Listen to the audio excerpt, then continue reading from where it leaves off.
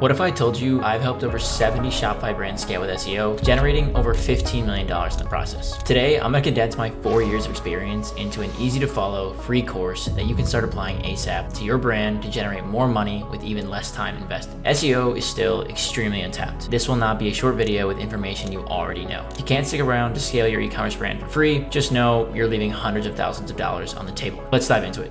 I cracked SEO, and for the last 2 years that I've been running my agency, I've turned ranking on the first page of Google into literal child's play. I've broken down our process into 5 main steps, and in this video, I'm going to be revealing them to you. But you need to do them in this order if you want to actually outrank 99% of your e-commerce competitors, including brands like Amazon, and add tens of thousands of dollars to your monthly revenue. You might be wondering what even gives me the right to make these kinds of claims. Well, recently I helped a brand grow from $3,000 a month to $343,000 a month in 48 days using this exact same process. I also helped another brand grow from 12K to 84K in 9 months, and another brand grow from 43K to 72K in 8 months, all using the exact same system and process that I'm going to show you here. I do this consistently for every single one of my e-commerce clients. Skipping any one of the steps or even doing them out of order could ruin your results. So make sure you watch to the end of the video, actually implement each and every one of the steps, and I guarantee you that you will rank on page 1 in no time. Step 1 here. Let's address the basics of technical SEO. I want to get something out of the way here.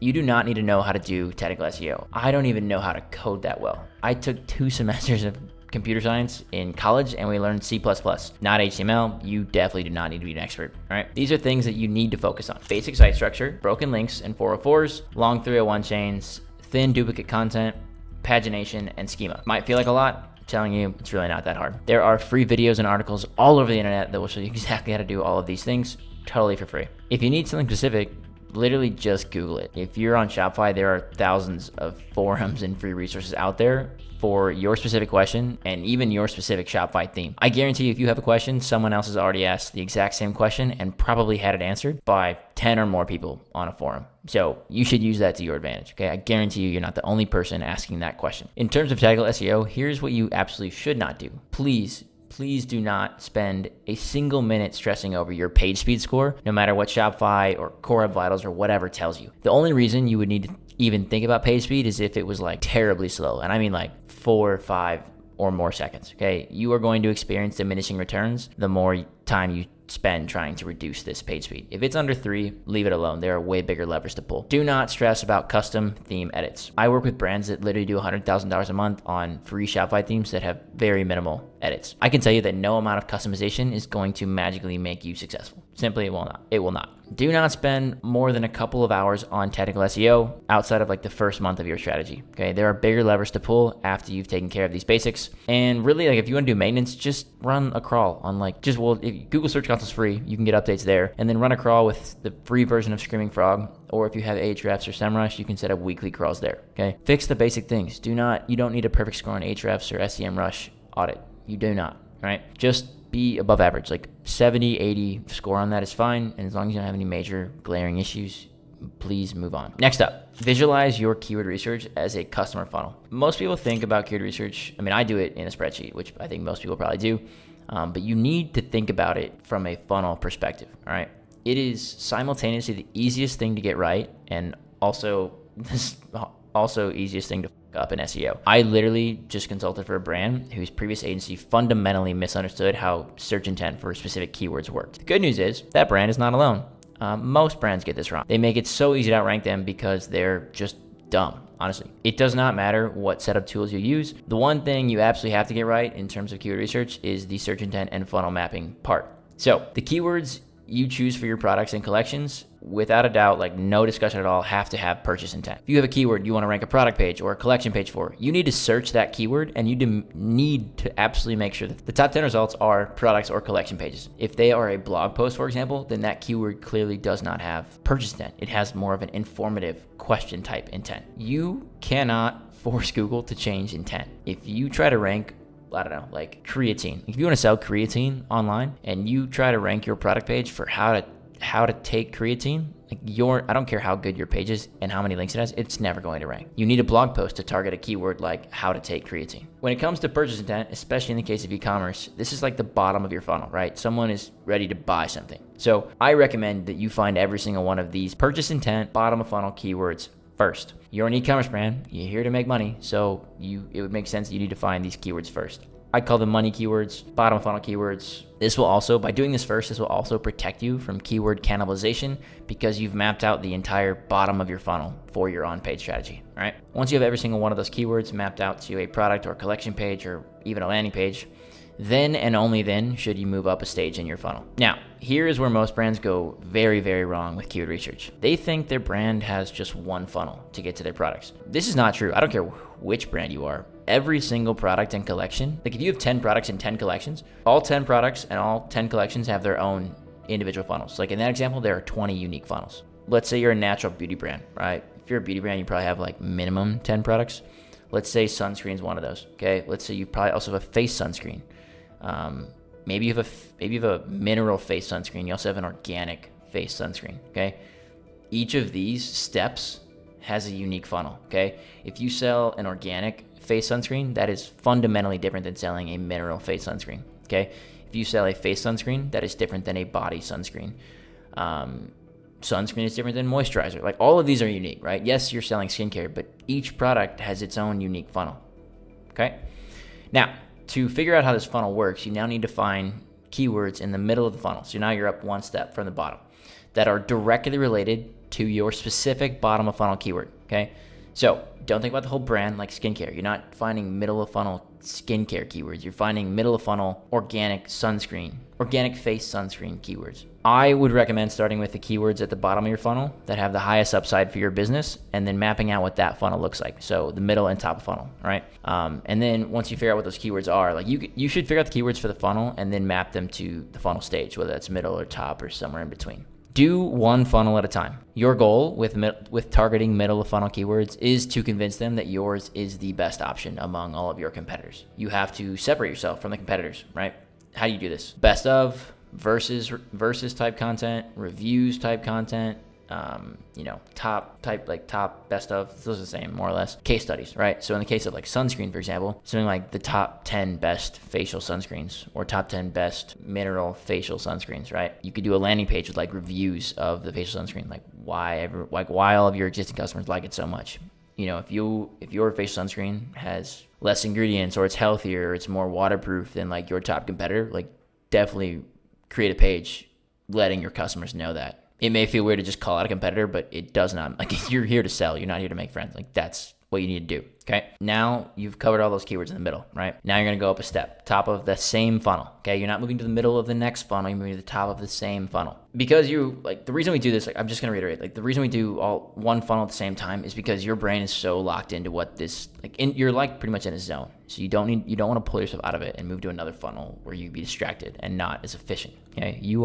If you're doing like best of, reviews, case studies, versus type content, like you're practically masquerading as a customer. Like you know what they're looking for and what they're asking about, okay? So we got the middle, move up to the top. Figure out exactly what kinds of questions and things people are searching for at the very top of your funnel. The only goal of these keywords is to pull users into the funnel, right? The top is technically part of the funnel, but it's really like kind of just problem aware at this point, right? They're not even sure what they want or if they want anything. These kinds of keywords are gonna be like, what is something, how to use something, what are the benefits of something, tips for using something or whatever, right? So in sunscreen, like what is face sunscreen? Like what's so special about face sunscreen? Are there benefits to facial sunscreen? If so, what are they? Tips on how to look for a facial sunscreen. Tips on how to use a facial sunscreen.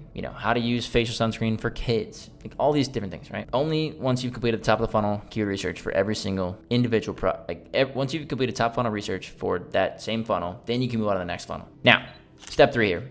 Optimize each page for exactly the keyword that you mapped to it. So, keyword research. We did all of the bottom of the funnel first. That is how you're going to do on-page optimization, okay? Again, you're here to make money, so it makes zero sense to start writing blogs or building out a funnel if you haven't yet taken the time to optimize all of your products and collections for purchase intent keywords. There is a good chance that if your site has been around for a while and you make a few optimizations to the bottom of your, to your product and collection pages, there's a good chance you may find yourself on page 1, and that's great because as you start writing blogs, now you can increase those rankings further, right? But if you do all of the optimizations at once, or you wait months to do them for some reason, then you're just missing out on making money, and we're not here to do that. Do all the products and collections first. That is what we do for every single brand we bring on, and then we move into the funnel creation, the middle and top funnel, content creation, all right? So how do you optimize those? Very simple. For every product or collection page, put the target keyword in the following places: your page title /H1, this will be like your product or collection title, meta title, meta description, URL slug, image alt text, first sentence of that content, and a few more times naturally throughout the copy. If you have 25 to 50 products or collections, you are going to be so bored by the end of it. You're going to be bored by like the 10th product. I can almost guarantee it. It's going to feel so redundant, and it's probably going to feel like hitting this stupid checklist that won't actually matter at the end of the day. I'm telling you it matters.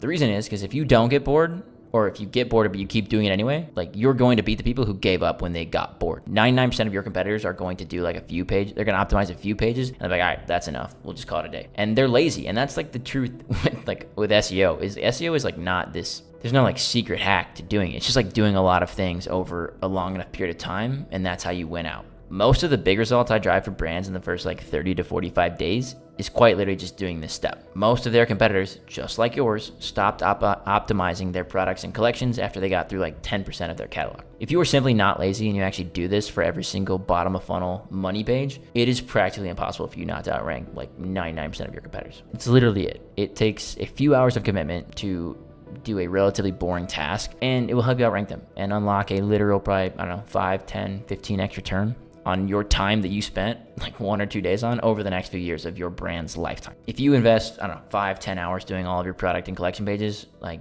to add $10,000 a month or more for every single month to your brand for the rest of eternity, feels like a pretty good trade-off to me, right? It's going to suck early on, but it's going to make you so much money down the road. Step 4 here. Write blog content to cover all of your funnels. There is a fundamental misunderstanding about the function of blog content, especially in e-commerce. Everyone thinks it's meant to drive traffic, and yeah, in some cases that's true, that's a benefit, right? And depending on really how your brand operates and your conversion window and all those things, like traffic may be the primary metric. For most e-commerce brands, blog traffic is not even, the traffic a blog drives is not even the second biggest benefit of it. It's actually the third biggest benefit. So here's the deal. Blog traffic does 3 things. The first and most important is it helps you build topical authority, which directly helps your product and collection pages rank higher. This is the biggest lever because most e-com brands make the most amount of money by ranking product and collection pages in the number 1, 2, or 3 spot on Google, right? That should make sense. Topical authority is also how you outrank Amazon because Amazon doesn't write blogs. They will never devote their energy to writing blogs, and I don't even think you can on Amazon, right? No FBA seller is going to go write a blog or even build out like a subdomain to publish blogs to their Amazon listing. Like they're just not going to do it. It doesn't exist. Second biggest benefit, blogs act as a landing point for backlinks, right? And number 3, finally, is they actually drive middle and top funnel traffic. These are the order of benefits as it pertains to e-commerce. This is a uniquely different strategy than B2B or a SaaS product, for example, where B2B companies or SaaS owners are far more interested in booking demos and sales calls and signing customers up for free trials than they are in selling products right away. Traditional D2C, like the conversion window on average is so much shorter than a B2B conversion window. Okay, so you need to focus on bottom of funnel because if someone's searching for something at the bottom of the funnel, like they're probably going to buy it, right? But if a B2B person is searching for like, best video software, best, project manager tool, like they're going to try out like 15 different ones before they actually do it. And they're like still like probably a year away from actually getting a customer as a B2B owner. All of the pressure really and all of the value of an e-commerce SEO strategy rests on the product and collection pages, the money pages. That's why they're literally called that. Okay, so blog traffic's good, but if you don't do anything with it, it doesn't matter at all, right? So this is why, because like we're talking about making money here, like this is why we do the money pages first, and then we actually move up the funnel and do the blog after, right? You move up into the middle of the funnel for a particular keyword. You must also cover the entire middle of the funnel before you go to the top, right? So just as I used the example before with like 10 products and 10 collections, you need to do the entire middle of the funnel for a single product or single collection before you do the top of the funnel for that same product or same collection. Once you've completed that whole funnel, then you should move on to the next one. The reason being is after you've completed the first one, however long that takes you, a few days, few weeks, few months even maybe, while you move on to the second, third, and fourth one, the first one's actually going to start monetizing and making you money. But if you just did the middle of the funnel or like just a few random haphazard blogs for the whole website, you're not going to make any money ever. So like you just stack and compound your wins over each funnel and you're going to start making money and it's going to be scalable forever.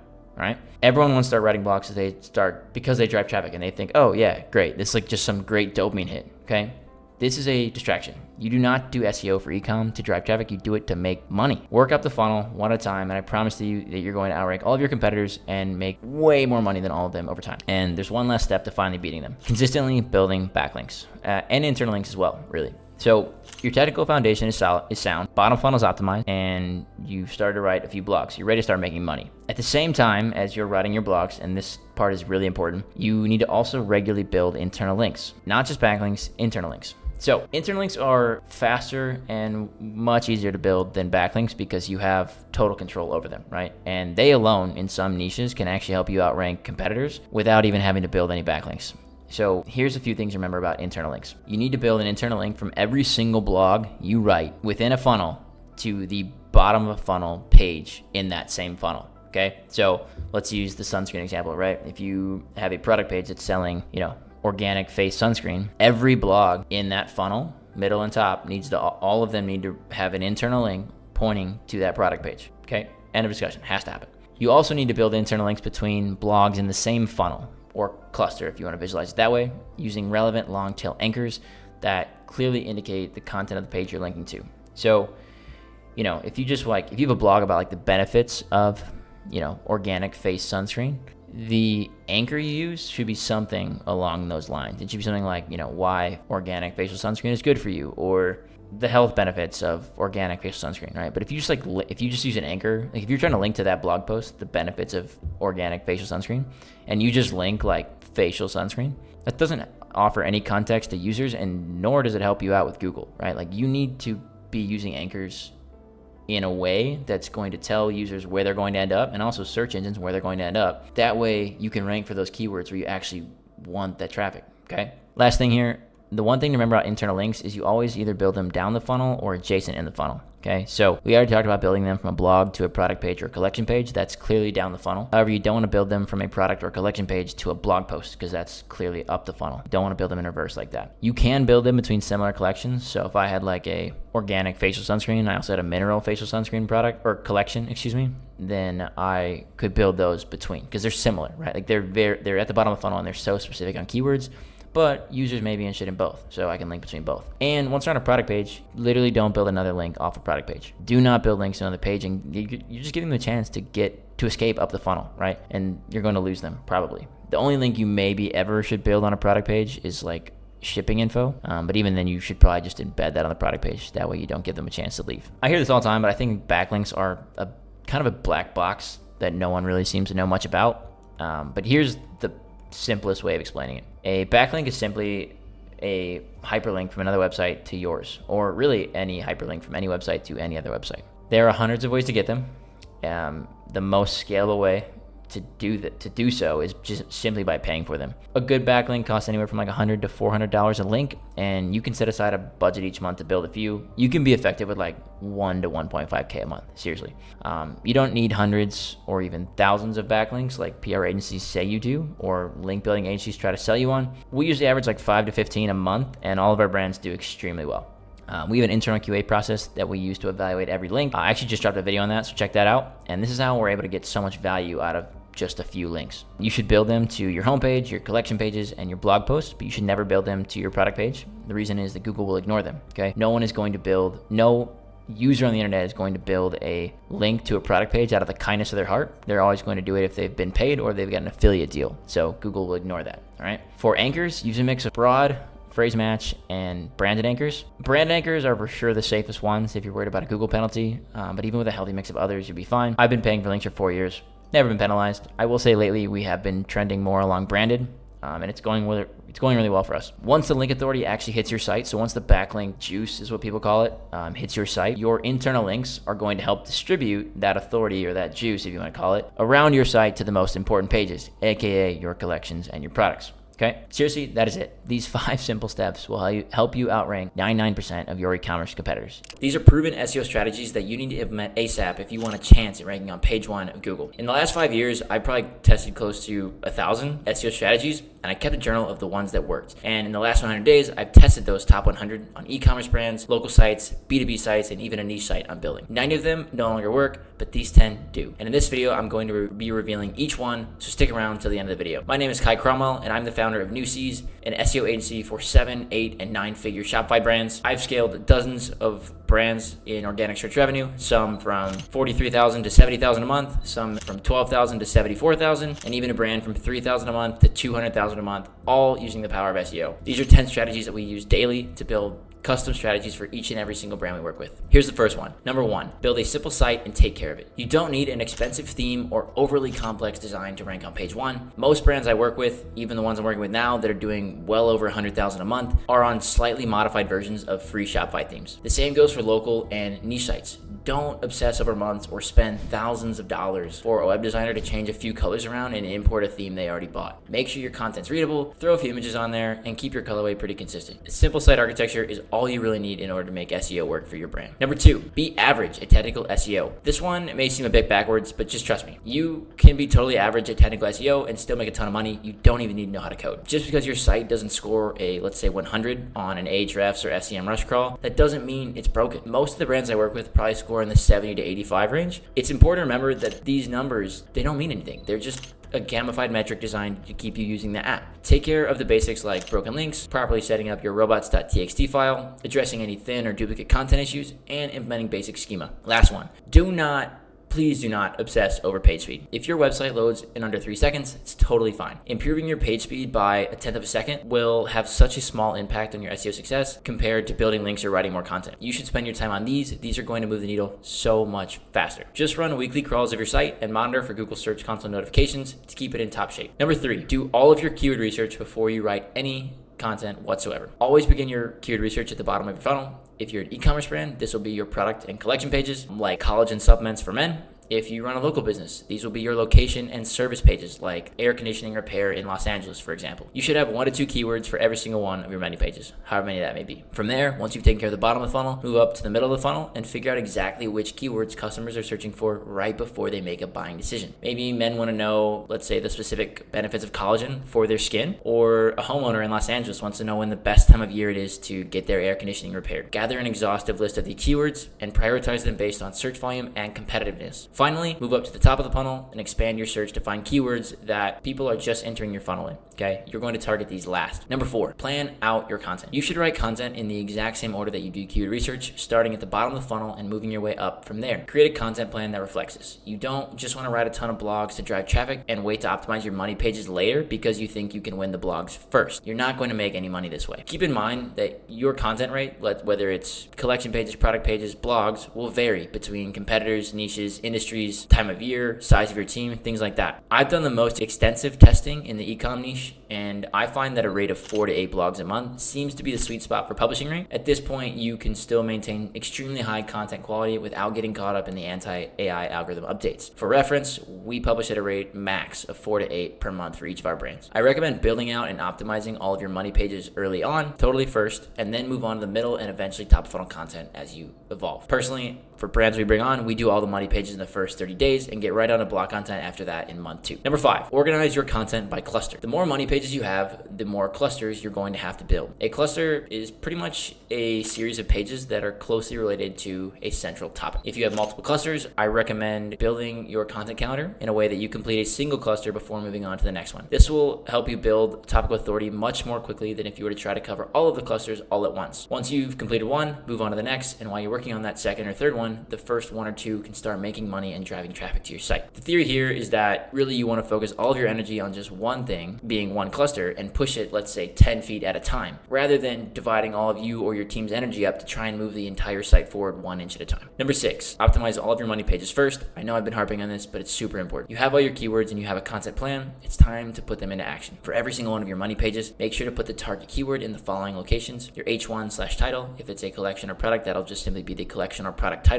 Your meta title, your meta description, your URL slug, first sentence of the page content, and then naturally a few more times throughout the content, as well as your image alt text. If you only have a few pages, this is going to go really fast, right? If you look at 3, 4, or 5 products, you'll be done in a couple hours, or probably way less, really. If you've got hundreds of products, it will take some time, but I promise you every single one of them is important, even if it feels redundant. You optimizing a page versus not optimizing the page could be the difference between 1, 10, even 100 sales down the road. Please make sure you do all of your money pages before you write a single blog. Number 7, write better blog content, not more of it. My approach to SEO has always been one of quality over quantity, especially in the case of blog content. As I mentioned just a few minutes ago, I would much prefer to write 4 to 8 blogs each month that are super high value and actually you're going to compete on page 1, instead of just writing, 10, 20, 30, 40 AI blogs and just hoping that one of them manages to rank on page 1. That's just like throwing things at the wall and seeing what sticks. I don't like that. I want to know things are going to work. I use AI to generate first drafts. I've also built several custom GPTs for our agency to help us analyze competitors, compare our first drafts against the SERP competition, and then analyze content structure against those same competitors. The GPTs save me so much time and drastically improve content quality without having to write every single word from scratch. I think it's so much easier and so much faster to see AI content and make it better as opposed to looking at a blank page and trying to write from scratch. Consumers are much more sophisticated than they used to be, so they can easily sniff out generic AI content. So if you think you're off the hook for just posting 4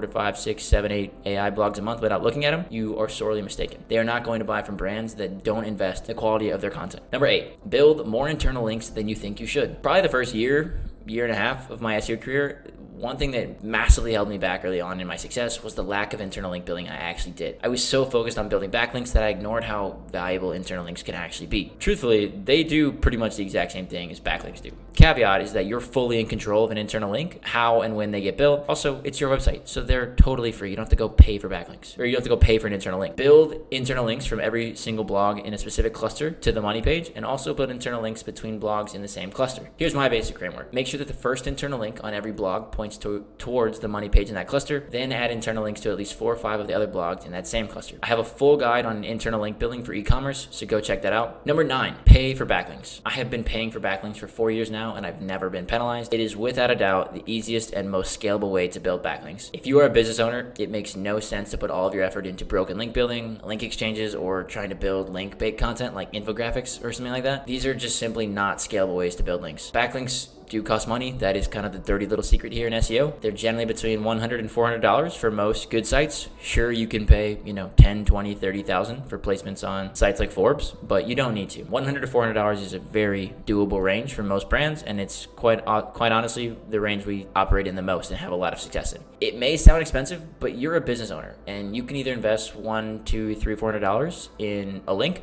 or you can invest your time in trying to get a free link. Okay, you can always make more money to offset the link building cost, but you can never buy more time, especially not as a business owner when you're probably already working 50, 60 plus hours a week. Just spend the money on links so you can go run your business and grow it in other ways. Number 10, build several types of backlinks. This is my favorite mix of backlink building. We build guest posts with branded anchors to the homepage and the blog posts. We build link insertions with contextual anchors to the money pages. We use PR syndication with branded anchors and also contextual anchors to the homepage and money pages. We have now started building Reddit links to the homepage, and we also will build tier 2 and tier 3 backlinks to the guest posts. If you consistently do this over time, and I'm talking like 5, 10, maybe 15 backlinks a month, along with all these other 10 tips I showed you, I guarantee that you will get to the top page 1 in a few months. I'm going to save you months of frustration and thousands of dollars and take you behind the scenes of a Shopify SEO audit. I'm the founder of New Seas, an SEO agency for 7, 8, and 9-figure Shopify brands. When we kick off with a new brand, we run a hybrid version of an SEO audit, and it takes less than 72 hours. Here's what it includes: hybrid technical audit, full money page audit, blog content audit, and link audit. Now, let's break every single one of these down a little bit further. First, the hybrid technical audit. You could spend months working on technical SEO for your site. Faster page speed, more schema, whatever else. There are people who have their entire careers dedicated to technical SEO. But the truth is, I think in most of e-commerce, I'd say this applies to 99% of e-commerce websites, you are quickly going to run into the law of diminishing returns when it comes to technical SEO. After a certain point, the more time you spend on it, the less value you're actually going to be adding to your site. In many cases, you actually may hurt your site down the road. So we don't go deep down the rabbit hole. We focus on just 11 things. That's it. Here they are: canonical URL structure, 404s, 301 redirects, orphan pages, schema setup, pagination, setting tag pages to no index. That's a Shopify issue exclusively. Merchant listings, unparsable structured data, breadcrumbs, and existing manual actions in Search Console. Okay. Now, our developer handles all of these elements in the first 72 hours. Yes, he's fast. It will probably take you a little bit longer. He's previously worked with 2 different 9-figure Shopify brands, some of the fastest growing brands in the world. And now he handles technical SEO for all of our brands. He is probably more knowledgeable than you when it comes to technical SEO. However, there are literally dozens of free tutorials for every single one of these elements I just ran through. Shopify forums, YouTube, plenty of other places to look online. Okay, so they're all very easily solvable. Now, while he's doing that in the same 72-hour window, I am executing the other 3 parts of the audit. Most SEO audits, especially ones you've paid for, like the ones that just are an SEMrush or Ahrefs crawl, they end right after the technical SEO portion, okay? But that is not helpful. yes, it is an audit in the sense that they audit your site and tell you what's wrong with it, but it's like they're giving you such a limited view of what's actually wrong, and there's really no solution. Okay. If you just complete part one of the audit, so just technical SEO, you will probably see a 1% improvement in your organic traffic. In my opinion, if you're going to pay several $100s, you should be getting more than a 1% improvement. Okay. I want to help you double and triple your organic traffic and revenue. And that starts with phase 2, the money page part of the audit. Okay.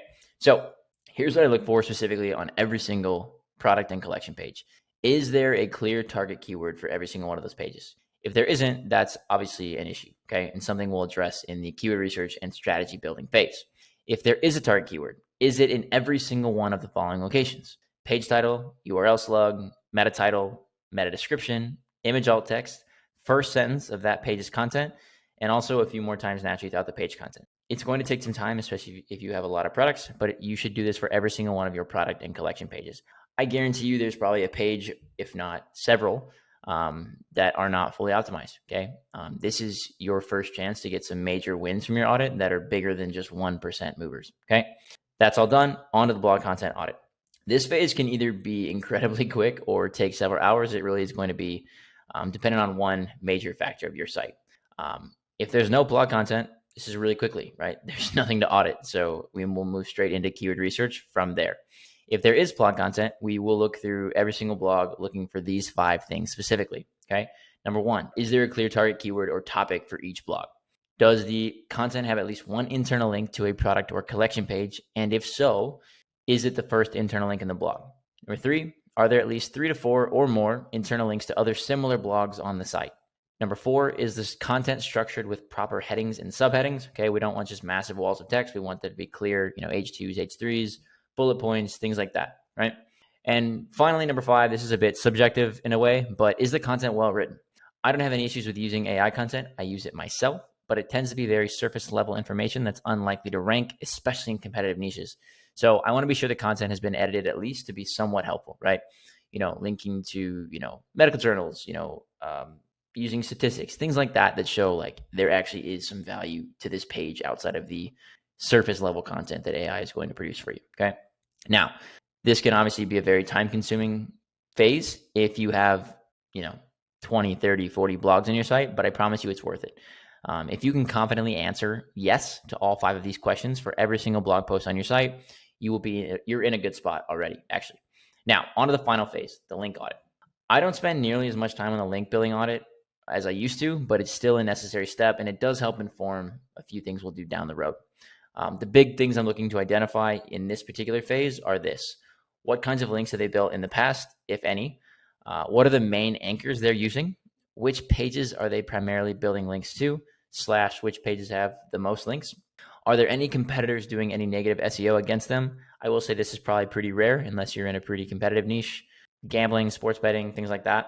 CBD, marijuana, stuff like that. And finally, what is their distribution of incoming to outgoing links? Okay.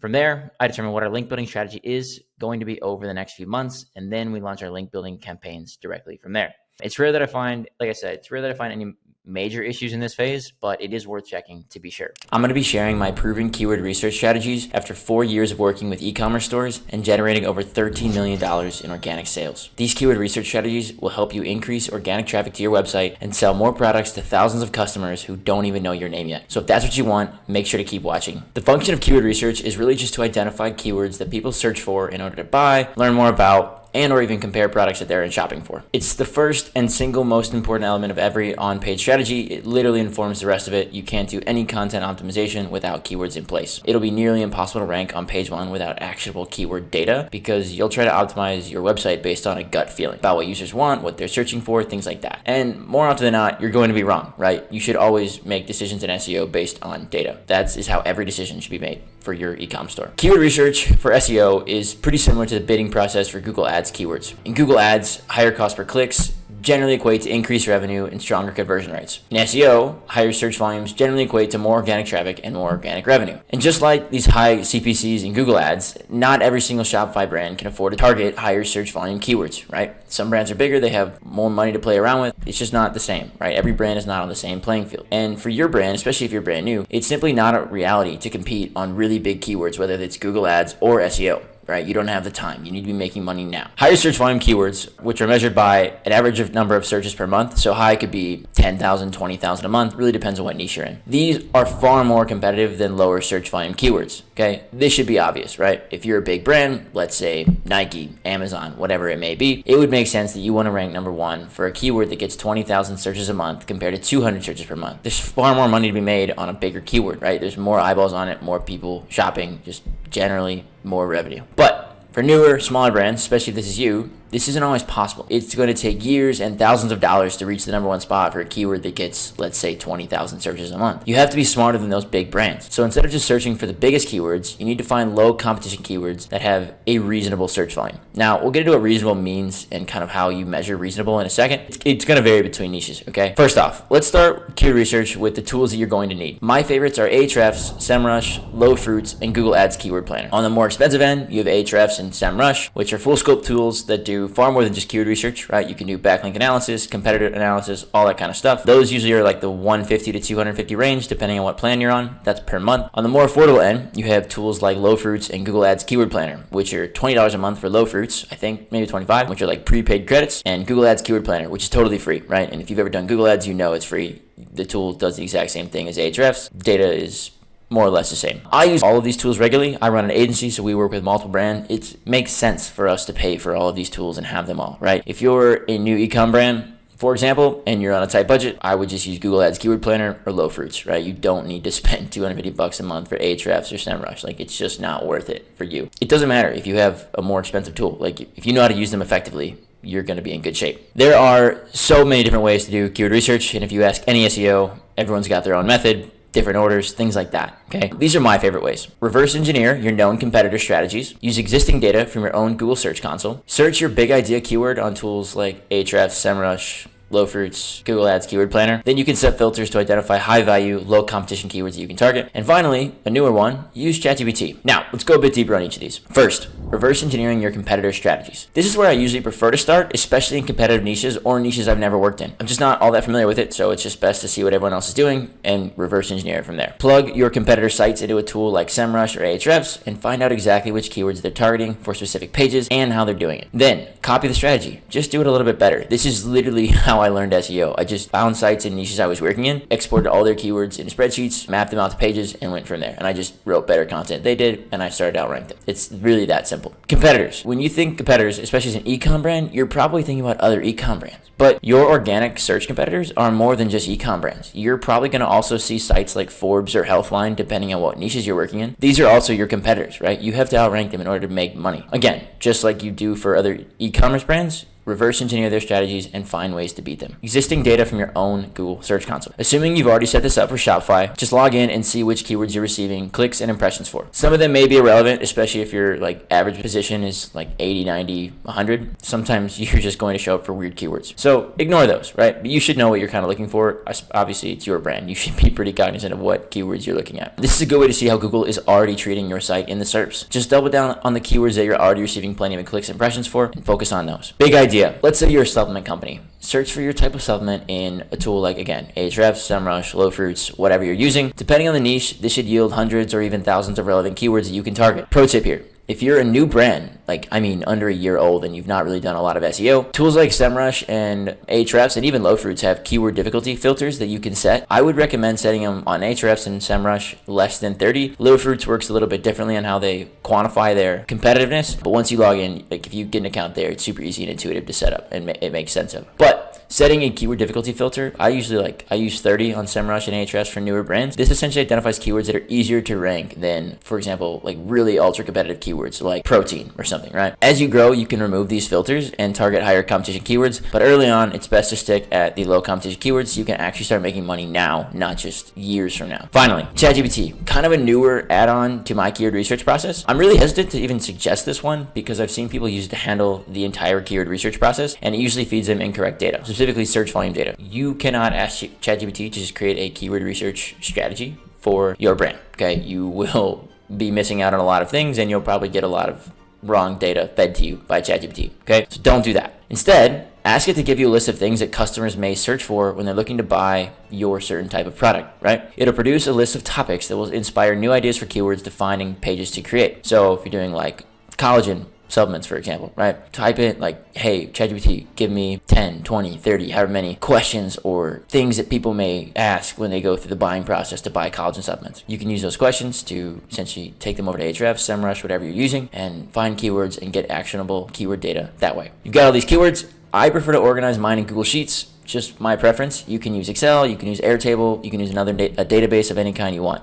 Whichever you find easiest, there's really no right or wrong way. Some of these tools like Ahrefs and SEMrush do have integrations with Excel and Sheets, so I'd probably aim that way. But in any case, if you didn't set filters for keyword difficulty in those tools, or you use Google Ads Keyword Planner, if you use Google Ads Keyword Planner, by the way, you can't necessarily set difficulty filters, but generally lower CPCs will mean the keyword is easier to rank for. So consider that as you're doing keyword research on that tool. But if you didn't set filters before, now is the time to do it when you're looking at these in Sheets or Excel or whatever. You want to find keywords that have 100 to 200 searches a month at least, but they have a keyword difficulty of less than 30. These third-party metrics from SEMrush and Ahrefs aren't always accurate, specifically around the keyword difficulty stuff. So be sure to manually check the SERPs to see which sites rank for each keyword, okay? It's a bit of a manual process. It's super slow, but it's something that needs to be done. You should not just blindly trust an Ahrefs keyword difficulty of 1, okay? Like if you go check the SERP and you see Forbes is in the #1 spot, it's definitely not a 1 difficulty out of 100, okay? Like it's probably way too competitive for you, especially as a new brand. If it's a website you don't recognize, like a smaller ecom brand or some like random forum or blog, might be easier to rank for, right? And if it's a keyword difficulty that's super low, by all means, go pursue that keyword. At this point, once you get a filter set, keyword difficulty, all that stuff, right?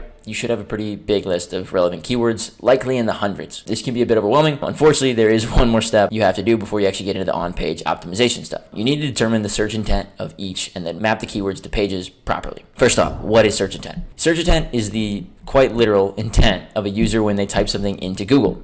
Do they want to buy something, find something, learn something, compare something? All these are different types of intent. Broadly speaking, there are 4 types of search intent. Transactional, a user is ready to spend money. These are generally bottom of funnel keywords. Navigational, a user knows exactly where they want to go, usually to a particular brand's website. These tend to be branded searches and generally are bottom of funnel. Third type, commercial. This is the step right before transactional intent. The user wants to buy something specific, but they just aren't sure which one yet, okay, or from which brand. Think of keywords like best product type or top product type. These are middle of funnel keywords. And then lastly, informational. People want answers to a specific question or more information on a topic. These are generally top of funnel keywords. Every keyword that you find in the keyword research process can be classified into each of these 4 types of search intent. I have another video on more like a deeper breakdown on these 4 types of search intent, so go check that out. The best way to do this is not really, SEMrush does a decent job at identifying the intent, so you can use that information, but personally I prefer to check mine manually in the SERPs or have a VA check it manually in the SERPs. So how do you do this? If the first page of Google, when you type your keyword in, is full of product and collection pages, the search intent is transactional or navigational. If the first page is full of parasites, best of, comparison pages, things like that, the keyword is commercial intent. If the first page is full of blog posts, ultimate guides, FAQs, even like Reddit and Quora forums now, keyword is informational. The search intent of a particular keyword will dictate what type of page you have to optimize for a specific keyword, okay? For keywords at the bottom of the funnel that have transactional and navigational intent,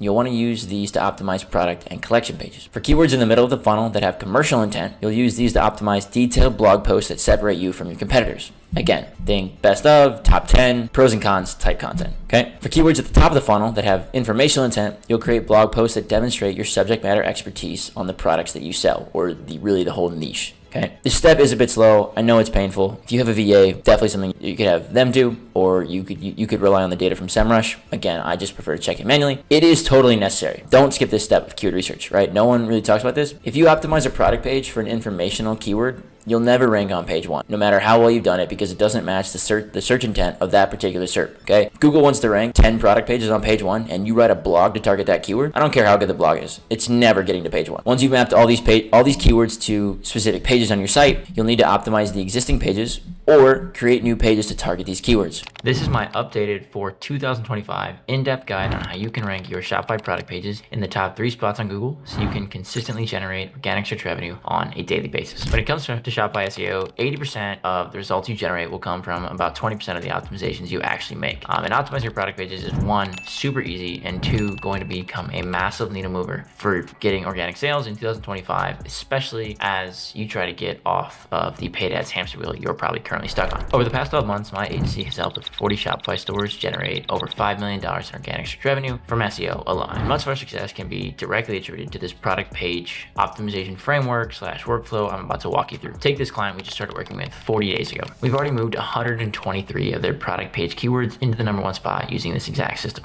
Here's how it works. The perfect keyword research framework for Shopify product pages. Basically, finding the keywords that you're going to use to map to your product pages. Second, our step-by-step on-page optimization framework specifically for Shopify. 3, how to write product descriptions that actually rank and convert. 4, image optimization hacks that most stores tend to miss. And 5, advanced SEO markups for better rich snippets that most stores definitely miss. For those of you new to my channel, my name is Kai Cromwell. I'm the founder of Newsies. We're an e-commerce SEO agency, and we work exclusively with 7, 8, and 9-figure Shopify brands. We routinely add anywhere from 2 to 5, even 10x in organic search traffic and revenue using our proven SEO and content strategies, which is exactly what I'm going to walk you through right now. Let's start with the foundation of product page SEO. I'm going to break this down into 5 key optimization areas, which I just walked you through, that are actually going to drive results for your store. So first and most importantly, keyword research, keyword intent. Before we actually optimize anything on your product page within Shopify, we need to understand and figure out exactly which keywords to target for your product page. I've reviewed probably somewhere in the mark of like 200 plus Shopify stores last year in 2024. I'm already probably well into the 50s this year, and we're only a few days into the year. I can confidently say that misunderstanding or just like misidentifying keywords for your product pages and intent of those product pages or keywords is where most store owners go wrong. You either target the wrong keywords that are too competitive, or you target keywords that don't even match search intent. You were trying to optimize a product page for a keyword that really should be a blog post. Let's get into keyword intent a little bit deeper.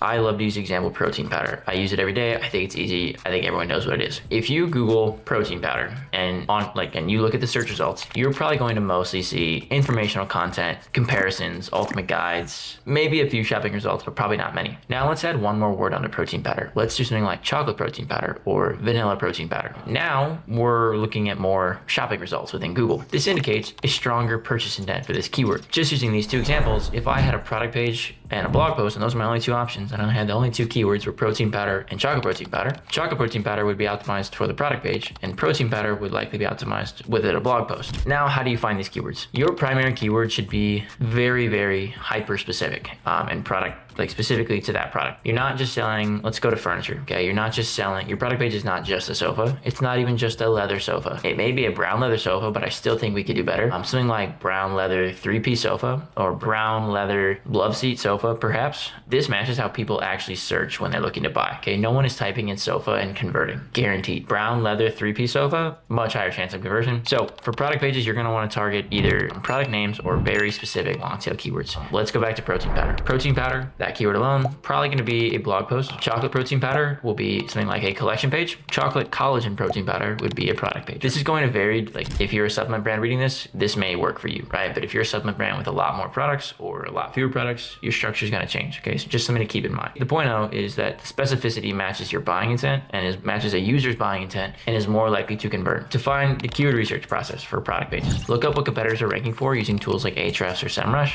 whatever you like. Check for those variations like colors, sizes, materials, and like that. And then verify the search intent by checking Google's top 10 results. Okay. Sometimes SEMrush and Ahrefs get the rankings wrong, so you need to verify yourself within Google to see that the data matches what you're actually seeing. Very simple way to find this is just quite literally plug your competitor's product URL into Ahrefs or SEMrush, see what they rank for, and then optimize your page in kind of accordance with that. If you have a large product catalog, and I mean like 100 or more products, even 50 or more, 100 or more is a lot too, but anything above that, there are going to be tons of instances where you cannot find keyword on any SEO tool that has like a decent search volume. This is fine. This is very normal. Just optimize the product for exactly what it is in plain terminology. It will still very likely generate some organic sales off of long tail searches. It is more likely that these products are going to exist and function in a revenue capacity within bundles and upsells and maybe cross sells. So I wouldn't stress too much over finding keyword for these, especially if they're not significant revenue contributors. If you watch me before, you know like I'm very big on collection pages. That is still the case. Collections can have, hundreds of products in them, I would rather focus on ranking that collection page than I would all 100 something products. So you kind of just have to like pick and choose where you want to, I guess, allocate your time, let's say. But there are some products, like there's no point in optimizing a product that's $5. Simply not. Just use your judgment on that. Prioritize based on what you think is the highest revenue lever, and then work your way down from there. Keyword implementation, cover this handful of times. It has not changed. Once you have your keyword for your product page, you need to implement it in a few specific locations. Product title, which is your H1, URL, meta title, meta description, product description, as well as your image alt text. Yes, it's straightforward. Yes, this is simple. Yes, you've probably heard this 1,000 times before, just like I have. I don't like repeating either, but that's just the way it is, okay? It's very simple. It's very a monotonous task. Your ability to rank product pages, especially across a large product catalog, will be your willingness to actually stick to and follow this very simple and short checklist. Most people, especially if they're just starting SEO, will get very bored after like 4 to 5 products. If you want to beat them and win, you simply cannot succumb to that same boredom. If you've got 1,000 products and you want to optimize all of them, you have to sit down and just simply do it. You can use AI to accelerate your workflow on it. You can use VAs, all that kind of stuff, but it has to get done. Last thing on this, each product should target a unique set of keywords that don't compete with your collection pages. This again is another big issue that happens with big product catalog stores. They try to optimize one collection and one product for the same thing. Those two end up competing against one another, and at the end of the day, neither of the two pages rank. So you have to be very clear to Google like how you are mapping out keywords. If you find that there's any overlap, what you can do is you can just simply point the canonical for your product page to your collection page. I see that happen on big stores all the time. Like we're talking like 1,000, 10,000 plus product stores. There's no point for all those product pages to be indexed. It'll affect crawl budget and stuff like that. So they just point it to the collection, the parent collection for that, minimizes crawl budget, and really consolidates all of the link equity, assuming they're doing link building, within those just few collection pages. It'll depend on the size of your store, quite simply. Now, I've covered the very simple, boring checklist of where your keywords need to exist. Let's get into each of those elements more specifically. Shopify makes on-page SEO extremely straightforward. I don't care about anyone saying that Shopify sucks at SEO. It does not. It's very good. It's all built right into the product page editor. There's a few tweaks you have to make on the technical side of SEO for Shopify, but like all in all, Shopify is a good platform. On your product page, scroll down to the very bottom of it. It'll say search engine listing preview. You'll see the URL. You'll see a preview of the meta title, the meta description, and then click literally edit website SEO, which is in the top right corner of that little box. Or here's what you need to know about the title. Shopify calls it an SEO title. This is a meta title. Keep your meta title between 50 to 60 characters. You should front load your target keyword at the beginning of it, because front loading it will help you rank higher comparatively to putting it at the end. Include modifiers, especially for product pages for intent, like buy, shop, online, sale, anything like that. Don't repeat any words unnecessarily. You've only got 50 to 60 characters, so you really shouldn't be repeating them anyway. And then keep delimiters like the hyphen or the vertical pipe consistent across your store. It's personal preference. I will say the one benefit of pipes is they take up less pixel space, which can be beneficial for longer keywords or product names. Can allow you to squeeze in maybe a few more, like 1 or 2 more letters, depending on how many pipes you have being used. But in any case, I like pipes. I would just do it consistent, just from a visual perspective. It looks better that way. I will also say product pages, meta titles, those are going to get rewritten quite a bit. I personally don't like to use my brand name in the product meta title because that's almost always the first thing that gets taken out or truncated by Google. I prefer to use keywords, and if Google rewrites it, so be it. Okay, but I would not waste valuable space on your brand name unless you are an enormous brand, because that you obviously have a little bit more brand equity than a smaller brand. Next up, meta description. Meta description is not a direct ranking factor. It has not been for probably over a decade now, like 2014, I think. However, a good meta description, if you are on page 1, can help you improve or increase your click-through rate, and click-through rate is absolutely a direct ranking factor, probably one of the most important ones out there. So, writing meta descriptions. You've got 130 to 160 characters. I would aim on the shorter side. Include your main keyword so it appears in bold in the search results. I would again front load it. Highlight key features and benefits of your product that kind of differentiate you between the other competitors in the SERP. Include a call to action, shop now, buy now, free shipping, whatever. You can use capitalization strategically to stand out. I wouldn't go overboard with all caps. Not going to be a good look for you. Maybe, free shipping could be on all caps. That's helpful. Yeah, that's that. URL structure. Your main keyword should be the URL slug. Okay, very simple. Not a lot to everything. Okay, so whatever your product title is, that should be your URL slug. If you're on Shopify, it'll be .com/products/that keyword. Keep it as short as possible. Use hyphens between words. Do not use uppercase letters, underscores, numbers, spaces, special characters, anything like that. And don't stuff with multiple keywords. If you use your keyword in there multiple times, that's not gonna help you out, okay? It's just gonna look confusing, and yeah, that's not a good thing. Product title, also known as your H1. Include your main keyword, keep it natural, do not stuff it. Keyword, front load it. Again, I know I keep saying that. That's why it's important. That's why I keep saying it. It's not search statement match, like the actual formatting of how people search for it. So if it's like, don't just write men's black oversized hoodie without an apostrophe S on the men. It's like, match it, make it look professional and like comparable to the people you're competing with. Content structure. Shopify's product page editor allows for tons of variation in content structuring. There's apps, people use all different kinds of apps to build pages. That's fine. You can use a traditional like HTML editor in there. That's what I like to use. Use H2s and H3s for organizing information, headings, subheadings, just as you would a blog post. Bullet points for specifications, details, what's included, things like that. Add an FAQ section. If your product page does not have an FAQ section, you should go add one right now. Every potential customer has questions. This is your time to address them and collect more sales. If they have a big enough question that prevents them from buying and it's not answered, they're not going to submit a support ticket and ask the question. They're just going to go find someone else, like another website that has it, and they're going to go buy from them. It's very simple. Amazon, they'll just go to Amazon, most likely. And then you're using H2s and H3s, but make sure you only use one H1 on your product page, and that actually goes for every single page across your whole website. Product, collection, home, blog, whatever. Every page should only have one H1. Breadcrumb optimization. Breadcrumbs should basically show a clear path of like the hierarchy of your site to the product and include relevant keywords. So it'll be something like homepage and then category and then product. Like imagine the actual like customer journey someone would have taken from your homepage to land on this product page, and that is what breadcrumbs essentially do. You can get these by marking them, and you can help them out by marking them up with proper schema, and you should be already optimizing your collections with target keywords, so this will actually help as well.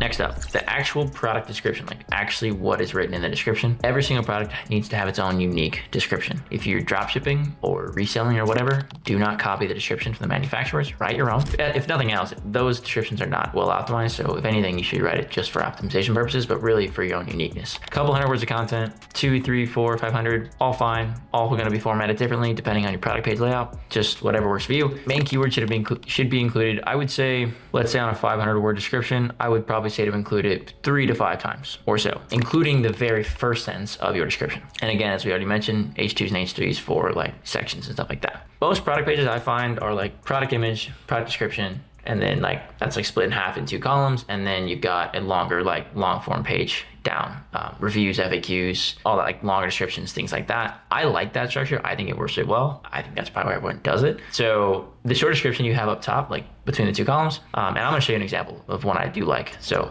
don't worry. Include your main keywords in the first 100 to 150 words. Ideally the first sentence, your first sentence won't be 100 words anyway, it'll be like 20. So first keyword in the first sentence there. Highlight your key benefits and features, kind of like an overview of everything a person is going to learn as they scroll further down your product page. Keep the most important information above the fold. Product title, review, like number of reviews, average rating, pricing, size chart if it's like clothing or something, shipping details, all that good stuff. And then make sure it reads naturally, okay? You would not believe how many brands I come across and work with after they get to like 100 plus products, like they just stop checking spelling and grammar. I see spelling errors all the time on $50 million brands. Very common, actually. So that's an easy thing to get right. So make sure you take care of that. FAQ section below the main product grid. So you've got, or product sections, you've got the hero image, you've got the short description, and you've got like kind of the below the fold stuff. FAQs, very helpful. You can use toggle, like a toggle section, answer the most common questions you get. That'll be about use case, shipping, pricing, reviews. Obviously it'll vary by product. You can naturally incorporate other secondary / semantic keywords from your main keyword within these. And you can obviously add valuable content without cluttering the page. I like the toggle section, like the accordion style, because you can just expand and collapse it very easily. This doesn't lead to a lot of clutter, and it's a nice look on mobile especially. It can also help you with feature snippet opportunities depending on what you're selling. That's a nice win. Feature snippets and actually AI overviews as well. So something to consider. One last thing before I show you a product page I really like. Description mistakes to avoid. Massive walls of text, okay? Everything needs to be structured and like clean and like easily scannable. Basically is what I would describe it as. Keyword stuffing that makes the content look and read unnatural. Write your description, read it out loud. If you feel like you're repeating yourself, you gotta trim it down. Duplicating content across similar products. So if you've got multiple products, like they've gotta have unique descriptions, okay? The one thing I will say, and I actually just talked to a brand about this yesterday, is your descriptions can be, let's call it 70 to 80% similar if you're selling a similar product. The difference should actually come though in like the actual target keyword, right? So like this brand I spoke with, they sell hats for football teams, okay? Like all colleges, NFL teams, right? Their description is not, like, they're all the same kind of hat. Just the colors and the actual team name and stuff changes. So they don't need to write completely unique descriptions for every 100 or 200 products they have. They can create like a template description and then just swap out their keyword, like the school name and the color name, and then just move on, right? So like their descriptions will be pretty similar, but you know, if you're selling like a hat and a hoodie, obviously those are gonna be very different descriptions. But again, keep it unique. Don't duplicate it exactly over multiple product pages. Let's look at Hexclad's product pages. You can see the Hexclad product pages are really well optimized for SEO. Okay, their meta title, they're clearly trying to optimize for 12-piece cooking pots and pan set. They've got their hybrid cookware, which is unique amongst stainless steel versus nonstick. They've got in the meta description, they've got their target keyword, hybrid cooking pots and pan set, 12-piece cookware set. Okay, mentioned there. They've got great product images here. They've got a short description here. Scroll down a little further. They've got some like what's included, a bit of a mini FAQ section, care and use, lifetime warranty. And then you scroll down a little further. They've got, you know, all their features of their products, things like that. It's great. Reviews, even more reviews, more images, upsells, cross sells, all that good stuff.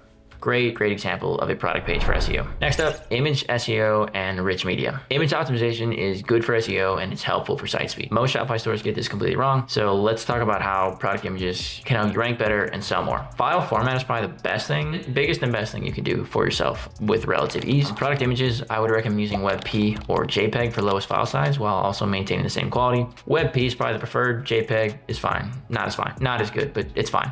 Hero images, if you have one with text, again, use WebP or PNG. Logo and theme icons, you will use SVG format for scalability. So like those little featured icons on Hexclad were probably SVG icons, if I had to guess. Image compression. The average image can probably be reduced by as much as 50%, or 50% as much as probably like 70 to 80%, depending on the size of it, through compression. I get asked by brands and people I consult for all the time if they like recommend an app for compression. I personally don't use one. There are good ones out there. I've used a few of them. I don't really endorse any of them, so I won't say that. I'm pretty anti-app generally on SEO or on Shopify, and there are hundreds of free image compression and format conversion tools online, so I don't feel the need to pay for one. Regardless of that, the key is whatever you decide to go is matching image dimensions to how they'll be displayed. If you've only got 400 pixels worth of space, don't upload a 2000 pixel image. Pretty common sense. Consider mobile device dimensions. Also think about mobile versus desktop. You can upload two types and like responsive imaging. Resize images before uploading and use appropriate dimensions for different page sections, right? Hexclad's hero image is going to be a lot bigger than something at the bottom of their page. Okay, so just think about that. Alt text is essentially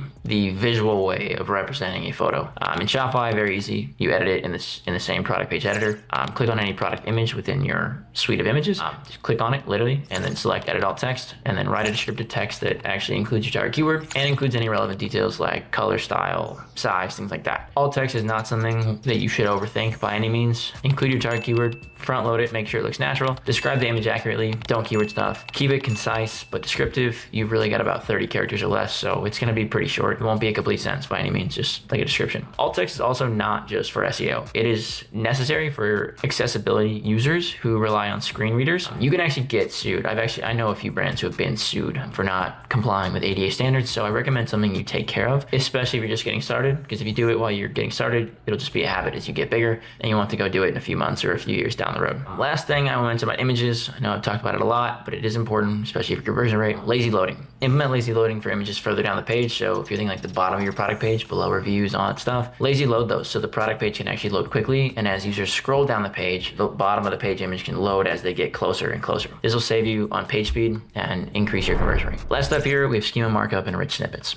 So schema markup is essentially code that helps search engines better understand in this case, product information, but it can be used across multiple different types of pages on your site. In regards to product pages, this can lead to enhanced listings within search results, things like prices, reviews, and availability shown directly in SERPs. Some Shopify themes include basic product schema, but you need to verify it's complete and correctly embedded. A lot of apps can do this for you, but again, I tend not to use apps. We custom code this all in. I would say if you're doing it with an app, just double check that it's right. Types of schema that I recommend you use for product pages, very basic product schema, we've already covered that. Offer schema, aggregate rating schema, and breadcrumb list schema. For product schema, you can use all of these items forms. You can add your name, the product name, the brand, description, price, currency, availability, so like the in stock, out of stock, product images, of course, and then your SKU / any unique identifiers. Common schema issues I see: missing price information, incorrect availability status, no review schema setup, period, breadcrumb schema errors. This one's super common. And then URL property missing from offer schema. The other one I see a lot too is brands will implement schema and then they'll update their theme and then not update the code. And so that happens, it actually does happen quite a bit, especially if you're doing a lot of A/B testing or like regular CRO, like you're updating themes daily, weekly, monthly. If you're gonna do schema, like just make sure it's a consideration whenever you update your theme.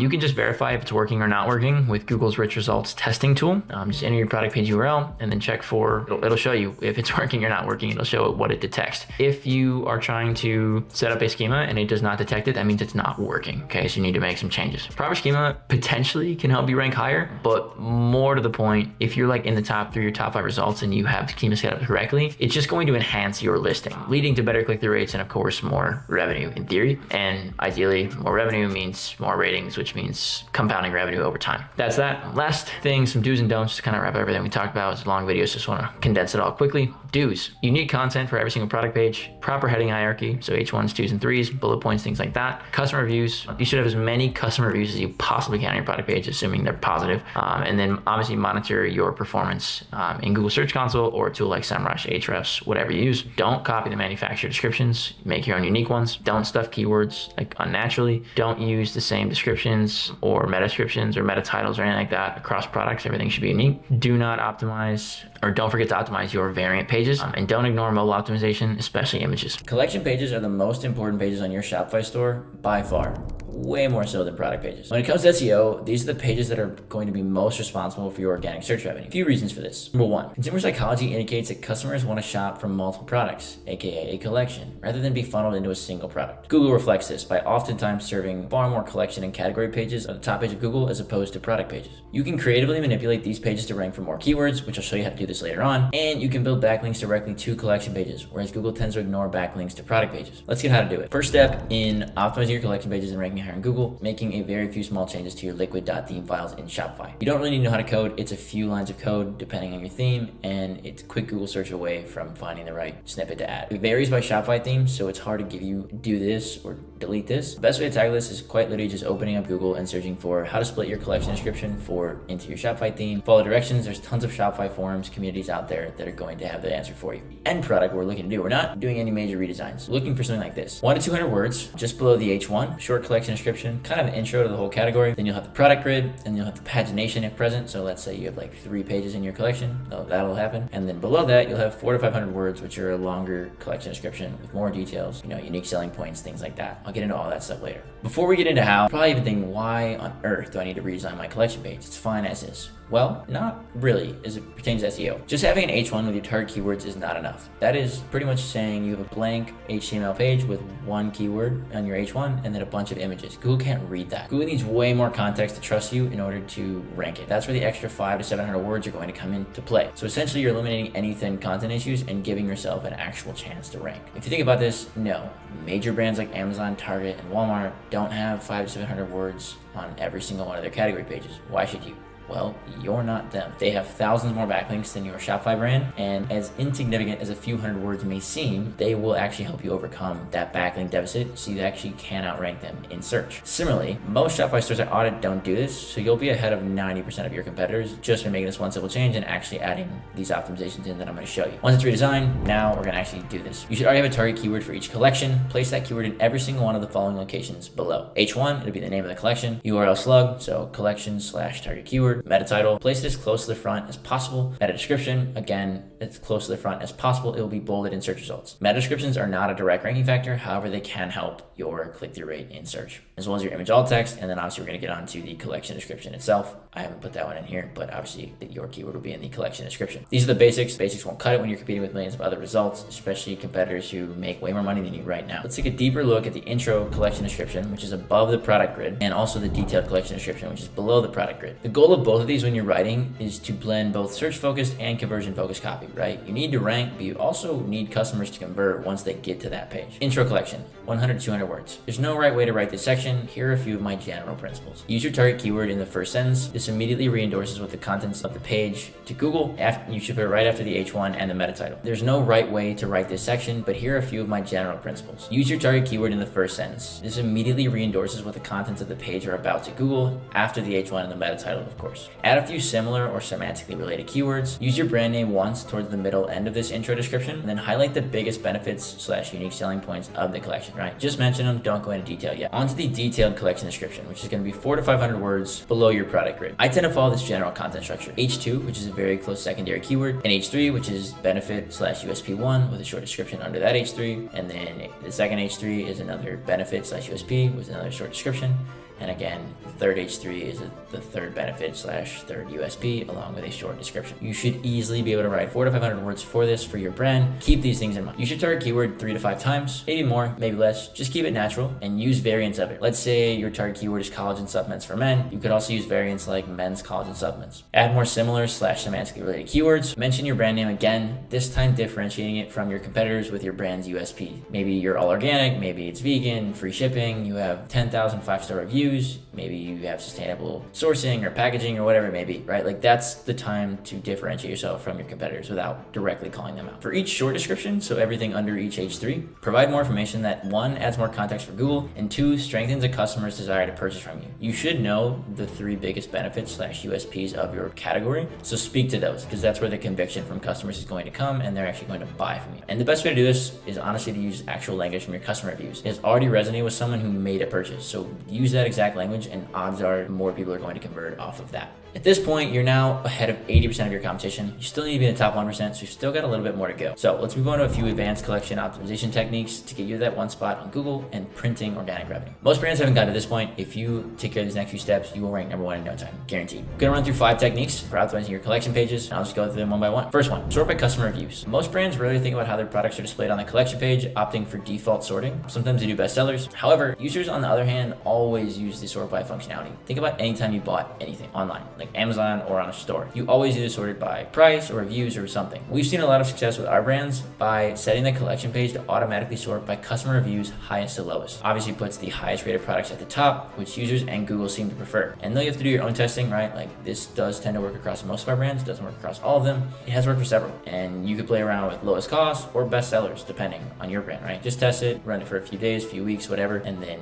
decide if it worked, didn't work. Second thing, build internal links to collection pages. The internet is a series of content and links. That's really like the most dumbed down version of it. Great content will never see the light of day without links, and great links don't matter if the content is terrible. In the case of your collection pages, let's break this down a little deeper here. Even if you have a perfectly optimized page, quote unquote, it is useless if it doesn't have any links pointing to it. In fact, it needs all of these links from the main menu, from the homepage, from the footer menu, and from relevant blog posts. Watch my advanced Shopify SEO strategies video to see how to do this and build topical authority around your collections. Third step, build internal links between similar collections. Assuming you have a large product catalog with dozens of products, you'll likely have several similar collections. Perhaps they vary by use case, color, ICP, benefit, or some other differentiating factor. There's an excellent chance that some customers may be interested in these collections as well. And maybe they came on your site to look, to search for one collection. Maybe another one might be better for them. Give them the opportunity to explore these by internally linking to and from them within the detailed part of the collection description, which is at the bottom below the product grid. Remember to use relevant anchor text. Plus, it will help all the collections rank higher, a win-win. 4, create sub-collections. Let's say you sell laptops. Laptops is pretty competitive. Ahrefs has it at almost 80,000 searches a month. I'm sure that's even higher around Black Friday or back to school time. You know what's not as competitive as just laptops? Laptops under 500, laptops for college students, laptops for digital nomads, and laptops for video editors. Much longer tail, much lower search volume, also way more defined as an ICP, which means you're probably going to convert better than just laptops. Let's say you sell 10 laptops. You can duplicate your main collection with the exact same 10 laptop SKUs you already have and then just re-optimize it for these other keywords, right? So you could in theory have 4 collections, all that have the exact same 10 laptops in it, and you could optimize them each for these 4 keywords, each of them for their respective 4 keywords that I just listed out for you. Instead of customers only being able to find you via one target keyword, they can find you through 5 to 10 or more. It's pretty much like you get to spread your eggs out and not put them all in one basket. Instead of just trying to rank number 1 one for laptops, you can instead bring in customers from all different angles and all shopping the same laptops with much more intent. Okay, more points of entry equals more money in almost every single case. And just as with the similar collections, you can internally link between all of these to boost rankings and improve user experience. Number 5, build backlinks directly to the collection pages. We talked about product pages earlier. Google actually tends to ignore backlinks that point directly to product pages, but they don't ignore ones built to collection pages. This is another huge benefit of ranking collections over individual products. If you build backlinks with relevant and varied anchor text from guest posts, niche edits, and any PR links you may snag, where your Shopify collection rankings will climb to the top of Google almost in a matter of months. I'm going to show you exactly which locations to place your keywords on your website so you can reach the top spot in Google and drive tons of organic search revenue and traffic to your store. This is exactly how we do on Page SEO at my agency for every single brand that we work with. We recently used the strategies you're about to learn in this free video to help a brand grow from $3,000 a month to over $200,000 a month in organic search revenue in just about 63 days. On Page SEO is the most important element of SEO. You will spend all these hours doing keyword research, and that's great and it's super valuable. But if you don't use those keywords properly, it's going to be impossible for you to end up on page 1, and all that work will have been for nothing, right? So doing the keyword research is one step, actually implementing them is the second. There are a few critical locations that your target keyword has to be in order to reach the number 1 spot on Google. Your title, or H1. If you're on Shopify, this will be your product page, like your product name will be the title. Same thing with your collection name, or the blog post name will be the title. Your meta title, your meta description, your URL slug, your image alt text, and naturally a few times throughout the content. These locations apply to every single page, like I said. Product page, collection page, blog post, every single one of them matters. So let's get into the specifics of each. Your title / H1. The product title is the page title on the Shopify store. I already said that. This is one of the first elements that Google looks at when evaluating what the page is all about. This makes sense. Obviously, it's the title of the page. It's like the title of a book, right? Like it's on the cover. It's the first thing you're going to see. Meta title. Meta title is the large blue text that is shown in search results, right? It used to be, 10 blue links. Now it's the Google's results look a little bit different with ads and, feature snippets and things like that. But the blue text is the meta title. Your target keyword absolutely has to be here. You will not rank on page 1 without it being here. If you're optimizing for a product page or even a collection page, it's probably also worth adding a CTA to the meta title, something like buy, shop, on sale, free shipping, etc. Basic template I like to use is shop, insert my target keyword, dash or pipe, and then brand name, right? So shop collagen supplements, dash, the collagen company, whatever your brand name is. Meta description. Meta description is not a direct ranking factor, so adding your keyword to it will not directly help you rank higher than another website. However, that being said, I do recommend that you write engaging meta descriptions for your top money pages, so your top products, your top collections, things like that. But, if you got like 200, 300, 400, 1,000 plus SKUs, I would not waste your time writing a meta description for all of them. The theory really behind meta descriptions is that someone's going to read it if it's on page 1 and instantly think, okay, yeah, this is exactly what I'm looking for. Right? It's like good copywriting. So at this point, you're really optimizing for click-through rate. It's important to note that the keyword will be bolded in the meta description if present, which, if it's there, obviously, which will attract users' eyes to it, potentially earning you a click, right? So if it's there, users will see bold and they'll see like the difference between the rest of the text and their eyes will get drawn. Then they'll read the full copy, and then that's when you get the click. If your pages aren't anywhere near page 1, no one is going to see the meta description. So you can probably wait till you're in like the top 15 spots to actually bother writing it. Otherwise, there's more important things to do that are actually going to help you grow now. Next up, URL slug. Google used to acknowledge that the URL slug was a ranking factor, right? But more recently has said that it's not. Just like meta descriptions, it doesn't make any sense to put anything but the keyword there, right? Like you wouldn't want something like .com/product/XYZ123. You'd probably want something like .com/product/collagen pro 3 or whatever, right? It's just helpful, right? Like it should make sense, right? Users are going to look at it, so it's helpful for them. And also when you are making any like technical changes to your URL, whether you're migrating sites or something like that, like it's going to be way easier to see a URL that's appropriately named as opposed to you using a bunch of random strings. Like that's going to be so hard to keep track of when you do migrations or anything like that. Next up, image alt text. Google is not great at reading images. Image alt text really helps provide the missing context to them. However, it's not an SEO tool. It's actually a requirement for disabled users, so you should have it there anyway. I've actually heard of brands being like, when you start to probably push like 500K a year, $1 million a year, there are going to be like some lawsuits. Like, so a few brands I've worked with have had to like fight off lawsuits about like the disability stuff. So make sure it's there. This is one piece of the disability stuff you need on your website, but it's important to have it there. Fortunately though, it does actually provide some value for SEO, so we want to make sure we get out of there. Add your keyword to the image alt text, but don't make it look spammy. I think you get like 30 characters, so it's gonna have to be pretty short anyway. You should also name your image file with the same target keyword, and make sure to compress or transform it into a WebP format before you actually upload it to save time on page speed, right? Bunch of big images is going to slow your site down, so you don't want that to happen. And last up, naturally a few times throughout the content. Keyword density is, I would say 99% of cases, probably a thing of the past. So I don't want you to overthink this, right? Everyone used to say like, hey, it should be, proper keyword density is like 3% or 4%, right? Which means you're mentioning it 3 to 4 times per 100 words. I mention it a few times and make sure one of those is in the first 25 to 50 words. Ideally, the first sentence, that's it. Make sure to also use close variants of the keyword, often referred to as semantic keywords. You can get these out of ChatGPT, like they can help you come up with a list of semantic keywords. You can also use a tool like Surfer or Phrase. I prefer ChatGPT, honestly. It's way cheaper than Surfer or Phrase, and truth be told, like even if you get a green light on Surfer or Phrase or Yoast or whatever, like you're not going to rank number one just because of that, right? There's so many other things at play. I would write the copy, and then 3 or 4 weeks later I would come back to it in Google Search Console and look at what keywords it's actually ranking for, and then optimize it for those. Okay, that's free to do that. Now, outside of the places I just mentioned, there aren't super strict rules about how to do on-page SEO for Shopify store. However, there are a handful of things to keep in mind. First, you need to create helpful, reliable, and people-first content. That is what Google wants to rank. What does that look like? First off, is it easy to read? Readability is obviously an aspect, right? Like it should be readable. You shouldn't use a lot of long sentences, complex words, things like that. But you also need to think about how the page actually looks, both on desktop and on mobile, right? Are you using headers that make sense, tons of white space, helpful images, videos, graphics, things if you have them, things like that. Second, is your content actually valuable and satisfying to users?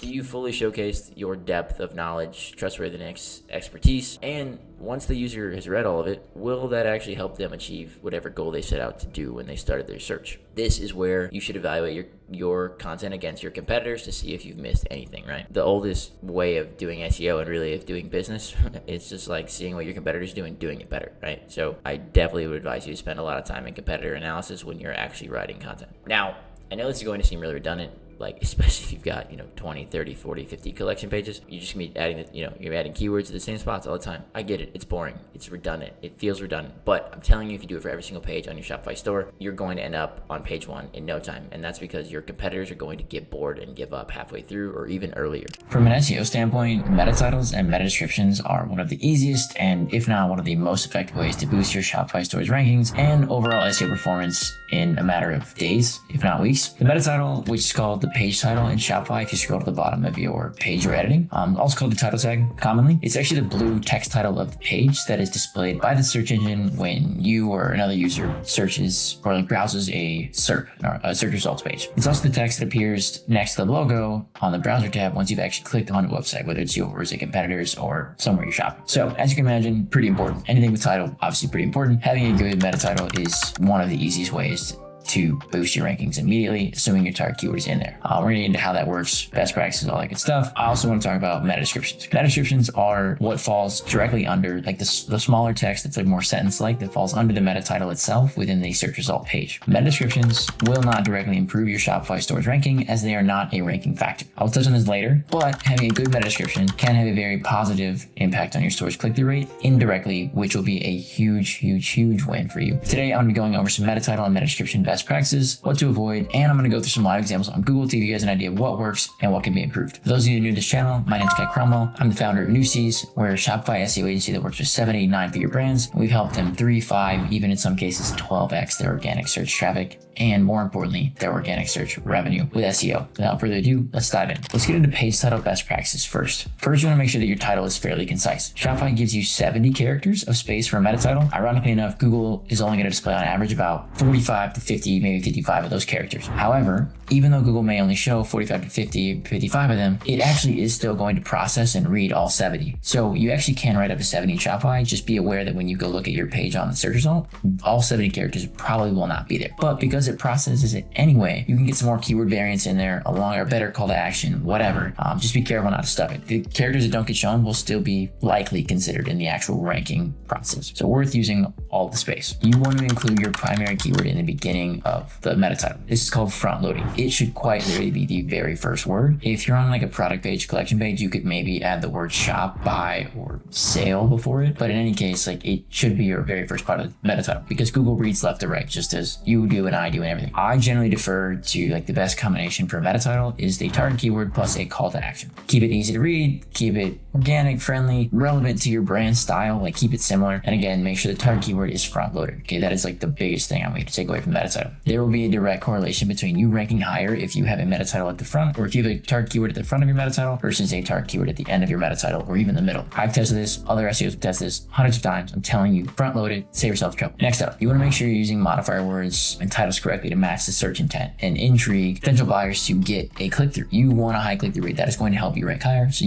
the other words outside of the target keyword are also equally as important. You need to use words that are powerful, emotion, get people to really like do something, like click right then and there. So on shopping pages, things like best, top, premium, affordable. You could go cheap if that's like kind of the brand route you're going. Work really well at capturing attention. Even things like on sale, shop, buy, discover, luxury, all that good stuff. They work great at matching purchase intent and getting users to actually click on your site as opposed to the site above and below you in search results or any other site on page one. If you're writing a blog, things like ultimate guide, expert guide, lead guide, even the year can be really helpful for getting clicks. I think the most like common things to stop, like you want to think about like someone's looking at the search result page. You need to think they're scanning it very quickly, and you need to find something that's going to stop their focal gaze. Okay, so like percentages, caps on occasion, the year, like numbers and percentages and other symbols will like break up because like people see a lot of letters and they see a number and like, oh, like I should stop and look at that. Their eyes are naturally attracted. Okay, so think about, you want to stop their scroll. For every single page, you want to have a unique meta title. Okay, no page on your website should have the exact same meta title, and every page should follow the exact same template. Target keyword, call to action. And also, like if you're writing a blog, like don't just overuse expert guide or ultimate guide every time. Okay, like use different versions. And last but not least, this goes against a pretty common belief, but I tend to leave the brand name out of the meta title. Lately, I've noticed Google removes the brand name anyway. They're truncating even more meta titles. So I'd rather not add it in and use the extra space that I mentioned earlier for more keywords or a stronger call to action. Also, most brands, like I hate to be the one to say this, but like most brands are not big enough for people to recognize your brand name. You're not Amazon, you're not Apple, you're not Nike. You will be better off from an SEO perspective if you simply load more keywords and a better call to action in, as opposed to saving space for your brand name. That's my honest opinion, and I stand by it. Up to like brands doing probably $100 million a month, or $100 million a year, on meta descriptions. It's important to note that meta descriptions, like I said, do not directly affect the ranking of your website. Okay, so having one or not having one will not directly impact, or will not essentially help you rank higher or help or like hurt you to rank lower. Google has been public about this since 2009 when Matt Cutts said it on the Google Webmaster blog. That being said, writing an excellent, relevant meta description can push people to click through on your website. A great meta description that produces a higher click-through rate will boost your rankings and performance over the long run, especially since unlike the actual meta description itself, which is not a ranking factor, click-through rate is actually one of the most important ranking factors, probably in the top, I would say 5, maybe 10, but it's probably top 5. Okay, so let's look at some of the best practices to write meta descriptions, which you'll notice are going to be very similar to best practices for meta titles. So the ideal length for meta description is somewhere between like 120, 160 characters, including spaces. This ensures your entire description will be visible in search results. Whatever someone searches, if that is also in your meta title, it will be bolded in your meta description, like on the search result page. If it is bolded, that will have the same effect as having a number or a percentage or something else in your meta title, because it will stop someone's gaze because they'll see bolded as and it's surrounded by a bunch of like plain or text. Putting your target keyword in there, especially near the front, is going to do you a whole world of good at potentially boosting your click-through rate. Writing a meta description is a little bit different than writing like traditional SEO copy, which is very informative. Meta descriptions are a bit more like ad copy or like written marketing content. You really are trying to get someone to click. Like that should be your sole function with that. Obviously the meta title is the goal too, but meta descriptions, you have a little bit more space. You can be a little more persuasive, influential, a little more salesy. Think about adding things like free shipping, on sale, X number of customer reviews, all that good stuff. Okay, like all those things are valuable. All those things will help someone click on your page comparatively to someone else who does not have that. Lastly, and I do not say this to discourage you, Google rewrites,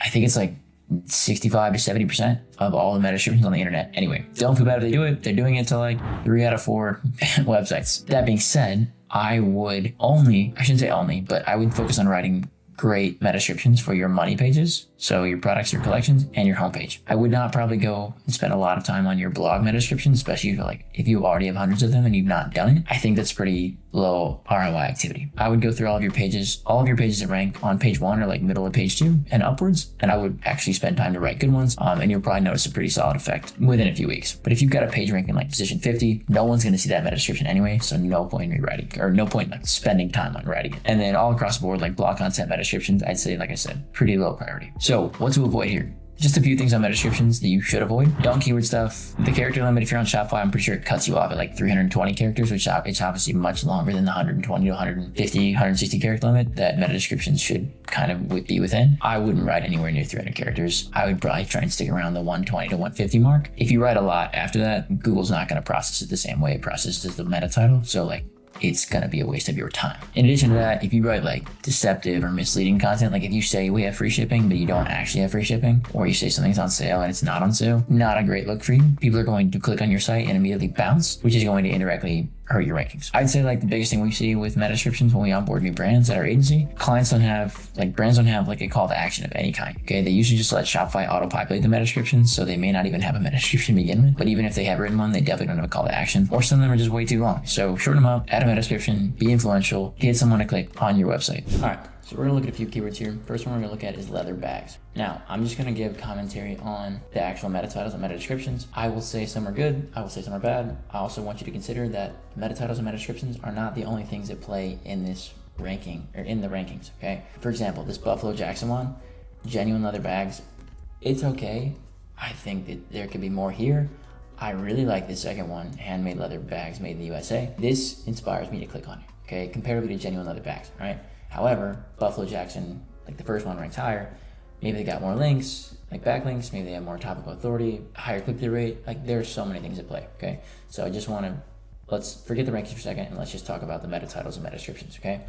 So leather bags, genuine leather bags. I don't like it. I think there'd be more. I think if they had a free shipping offer or if it was made in the USA, they should say that, okay? If it was handmade, also say that. Also, I know for a fact, genuine is a lower quality of leather. Full grain and top grain are actually higher qualities of leather. So like if it were me and I knew that, I wouldn't click on genuine leather because I know it's not as good, okay?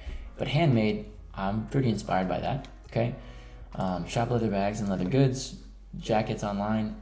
This isn't a bad one. It's not even, I wouldn't even call it keyword stuffing because even though the word leather is in there a lot, it's pretty broken up because this is like their homepage that's ranking. You see, they have an exact match domain, which is why they're ranking so high for this. If I just want to buy a leather bag, I don't care about leather goods or leather jackets. Like I'm just interested in the bags. I'm probably not clicking here. We go to ableclothing.com, leather bags, very basic. There should be a call to action here. Real leather company, leather bags should be call to action here. Latigo leathers, bestsellers, full grain leather handbags. Okay, I said a second ago that full grain is the highest quality leather you can have. I like that. I also like bestsellers. Means people are buying these a lot. Okay, for sure. I'm interested in clicking on this one. From Kiana, just bags. Absolutely not. This is so bad. I would definitely write leather bags or like shop our leather bags available in X amount of designs or something like that. Okay. So we'll just touch the meta titles for there. I'll get into meta descriptions on some of these other queries. All right. So let's look at chef's knives. So tons of sponsor results as you can see. This first one from Westhoff. I hate looking at this. I think I said earlier I don't like putting a brand name in. Clearly they got it to work here. Probably part of the reason they rank number one. However, it definitely does stand out. The brand name's in all caps. They have the umlaut over the U, which definitely stopped my scroll. Official online store. I don't know how big of a brand this is. Maybe it's huge. But I'd probably drop one of the brand mentions for sure. Maybe just chef's knives or like premium chef's knives, or if they're made of a specific metal, I would probably put that in there. This Messermeister one, just chef's knives. Again, I think there should be a call to action. Saito knives, having Japanese kitchen and chef knives. This is huge. I like this one. I would click on this one. Okay, I actually just bought a knife myself. I didn't buy from Saito knives, but I did buy a Japanese kitchen knife, and for sure I would click on this one. Okay, Cutlery and More, chef's knives. I wouldn't click on it. This one from the New York Times. Though I am interested in shopping, I don't like to read affiliate articles all the time, but I would click on this one. I would, honestly, because I didn't like the first few, and maybe it's just me being picky in SEO, but I would click on this one because it would definitely help me narrow down my choices much faster. Next up here, men's wallets. So Amazon or CNN ranks first. Best wallets for men in 2024, tried and tested. This is a banger meta title. Okay, super good. Like I don't even need to read anything else because I know I'm gonna click on this result and read through it. Let's look at the meta description. A pool of 17 wallets that run the gamut from traditional bifolds to minimalist metal card holders. Each was worthy of consideration. This is a phenomenal meta description. Shout out to whoever wrote this at CNN. There's obviously so many types of wallets now. Like these used to be, everyone used to have a leather wallet. Now there's like metal. There's ones on the back of your phone. There's like the minimalist ones. Okay, so like they have essentially covered every single type of wallet, and they have 17 of them that they think are worthy in this year. And they each said each is worthy of consideration, which means like I'm gonna even have a tough choice picking between all 17, but at least I know I'm looking at the best 17. Great meta description here. Jack George's leather wallets for men, lifetime warranty. I like the meta title. Lifetime warranty is for sure gonna get me to click on it. As long as I don't read the meta title, this is tough to read, okay? I'm searching for men's wallets. It just has men's leather wallets, and then it gets into all the different kinds, and it just looks like it's pretty hard to read, honestly. Like bifolds, billfolds, hipsters, weekenders, ID wallets, trifolds, tribal wallets. I hate that section. I do like the handmade lifetime warranty part though. I'll give them that. Men's wallet from Nordstrom. This is fine. It's pretty basic, I'd say. I think find a great selection. I would probably do like shop our favorite men's wallets and card cases at Nordstrom.com. Find leather wallets, money clips, and more. Shop now. I would probably drop like shop top brands. Okay. Amazon men's wallets. So like they don't even write meta descriptions. This just got pulled from the top product, I bet. So like this isn't even a good meta description. Also, like if you don't write a meta description, Google's gonna create one for you, or it's just gonna source your page, the first like 150 characters out of your page content. Fossil. This is a good one. You can see they obviously wrote more than like the suggested character limit, but I like it. All right, let's get on to one more here. Ergonomic keyboards. Top result here is from Artings. 4 best ergonomic keyboards fall of 2024. First off, fall of 2024, it's relevant, okay? If you do like product reviews or affiliate anything, like if you're doing seasonal stuff or monthly stuff, I'm for sure going to click on it because I know it's the most relevant to me right at this moment in time, okay?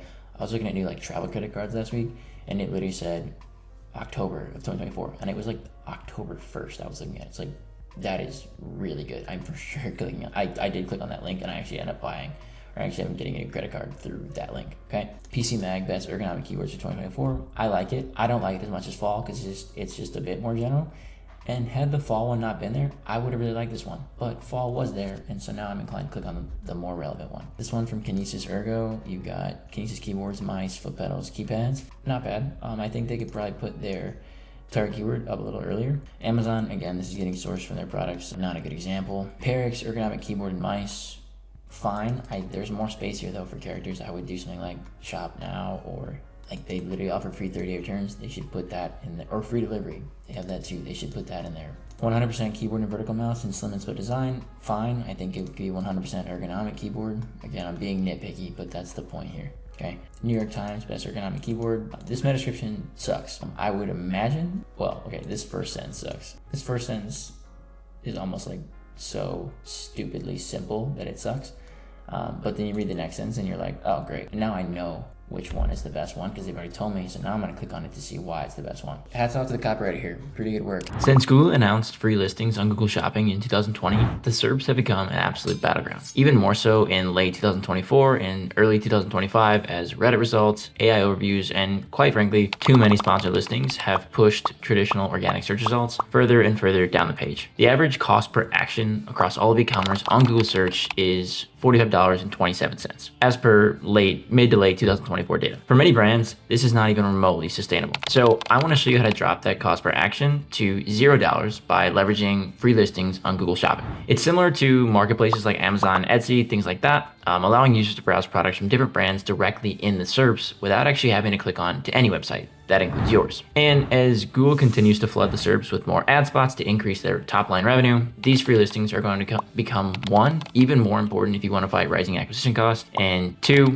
more difficult as your competitors fight to do the same. Unless you want to pay $45+ to acquire your next customer from Google, Merchant Center is going to become your new best friend. And in this video, I'm going to be breaking down a few of the biggest Google Merchant Center optimizations you can take care of today. Product feed quality score, strategic title optimization, comprehensive product data, proper category selection, price positioning, mobile optimization. For those of you that are new to my channel, my name is Kai Cromwell. I am the founder of Newseas, an e-commerce SEO agency. We work with 7, 8, 9-figure Shopify brands to help scale their organic search revenue and traffic with SEO. So let's get into it. First, product feed quality score. Your product feed quality score is the foundation of your Google Shopping success. Similar to the quality score for keywords in text-based search ads within Google, Google evaluates your product feeds based on 3 main criteria: click-through rate, landing page experience, and overall relevance to the actual search query. So here's exactly how to improve each of these 3 things. First, increase your click-through rate by focusing on 2 key elements: image quality and competitive pricing. If you have a lower click-through rate over a certain amount of time, or lower than your competitors, or lower than the industry benchmarks, for example, here are Google's 5 image requirements. Non-apparel products need a minimum of 100 by 100 pixel size. Apparel products require minimum 250 by 250 pixel size. No images larger than 64 megapixels or files larger than 16 megabytes. Use white, gray, or light colored backgrounds. Okay, nothing shiny, bright, kind of detracting from the image. And product should occupy 75 to 90% of the image frame. Next, landing page experience. Your product pages need to match exactly what's in your feed. Consistent pricing, availability, in stock, out of stock, descriptions, all that kind of stuff. Any mismatch here will severely impact your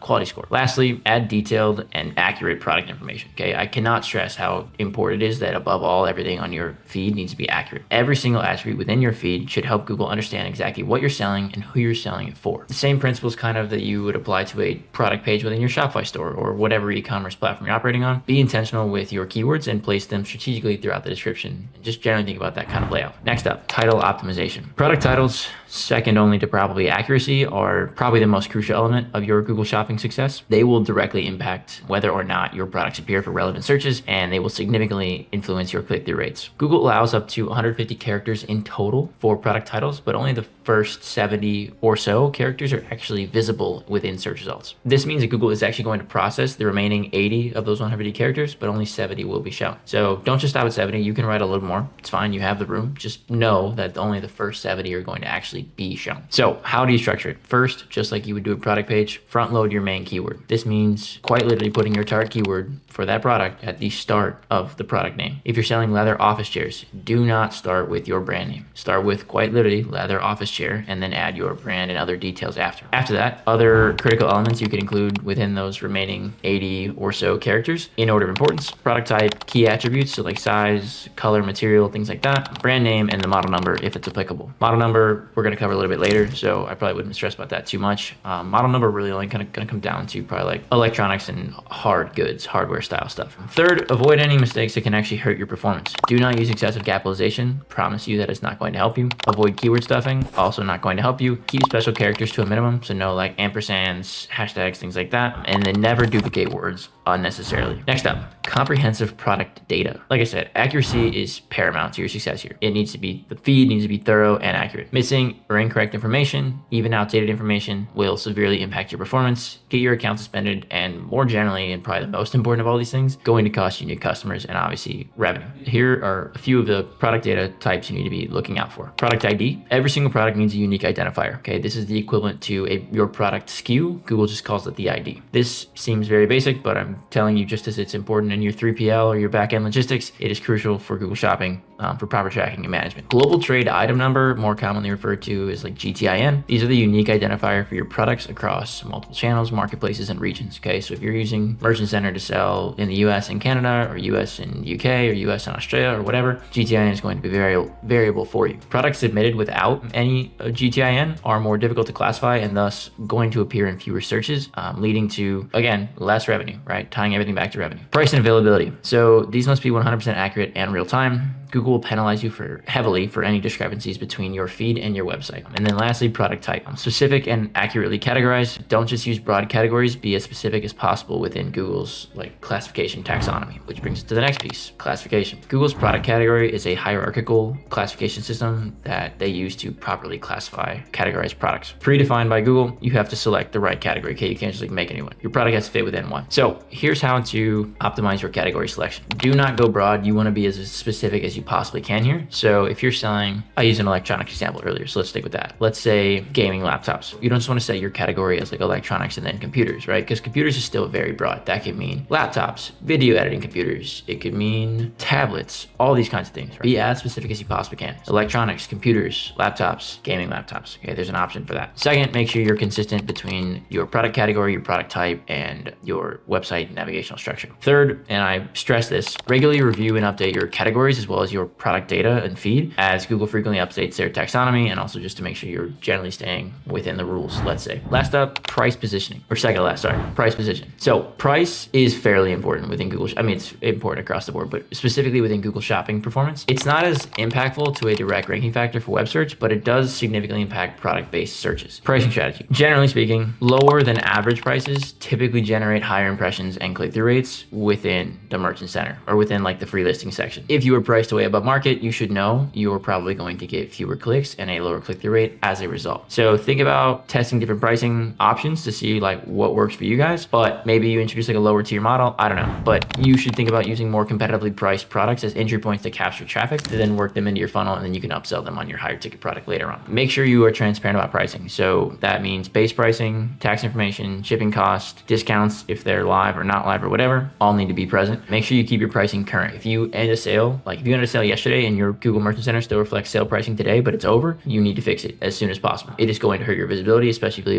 if you leave it up for another 1, 2, 3 more days. Last up, finally, mobile optimization. So first you want to make sure your product images load quickly and clearly on mobile devices, right? This is pretty straightforward. Google's, like the image requirements we talked about earlier, should account for a lot of this, but you can still load in faster images just as you can on your product page on your actual website. On your mobile checkout process, once people click on that listing, they're going to want to check out. Streamline the number of steps. You don't want a lot of friction. Multiple payment methods. Buy now, pay later has become a really big one. That's popular. Make sure your forms are mobile friendly, like your checkout forms. Buttons and links should be easily tappable. People don't want to zoom in to click a button. They don't want to struggle to figure out what's next. Like clearly highlight them and like walk them through the checkout process. And then lastly, make sure, again, cannot stress this enough. Last, not the first time I've said it, maintain consistent product information across the desktop and mobile versions of your site. Okay, everything needs to be consistent at all times. Blog content is absolutely essential for a successful long-term Shopify SEO strategy. While they don't always directly translate to more revenue for your store, their primary function is actually to build your brand's topical authority, which demonstrates to search engines like Google or Bing or whoever that you are the most qualified website on your corner of the internet to sell your specific types of products. One of the most challenging parts of having a solid content strategy for your Shopify store is actually generating relevant topics and angles that provide consistent value to readers in correlation to your specific products. If you're in the trenches of your own company, writing 2, 3, 4, maybe even 5 blogs a month for your Shopify store, this video is for you. For those of you that are new to my channel, my name is Kai Cromwell. I'm the founder of New Seas. We're an Ecommerce SEO agency that works exclusively with Shopify brands, 7, 8, 9 figures, and we've been helping them 3 to 5x their organic traffic and revenue with SEO. And in this video, I'm going to go over 8 evergreen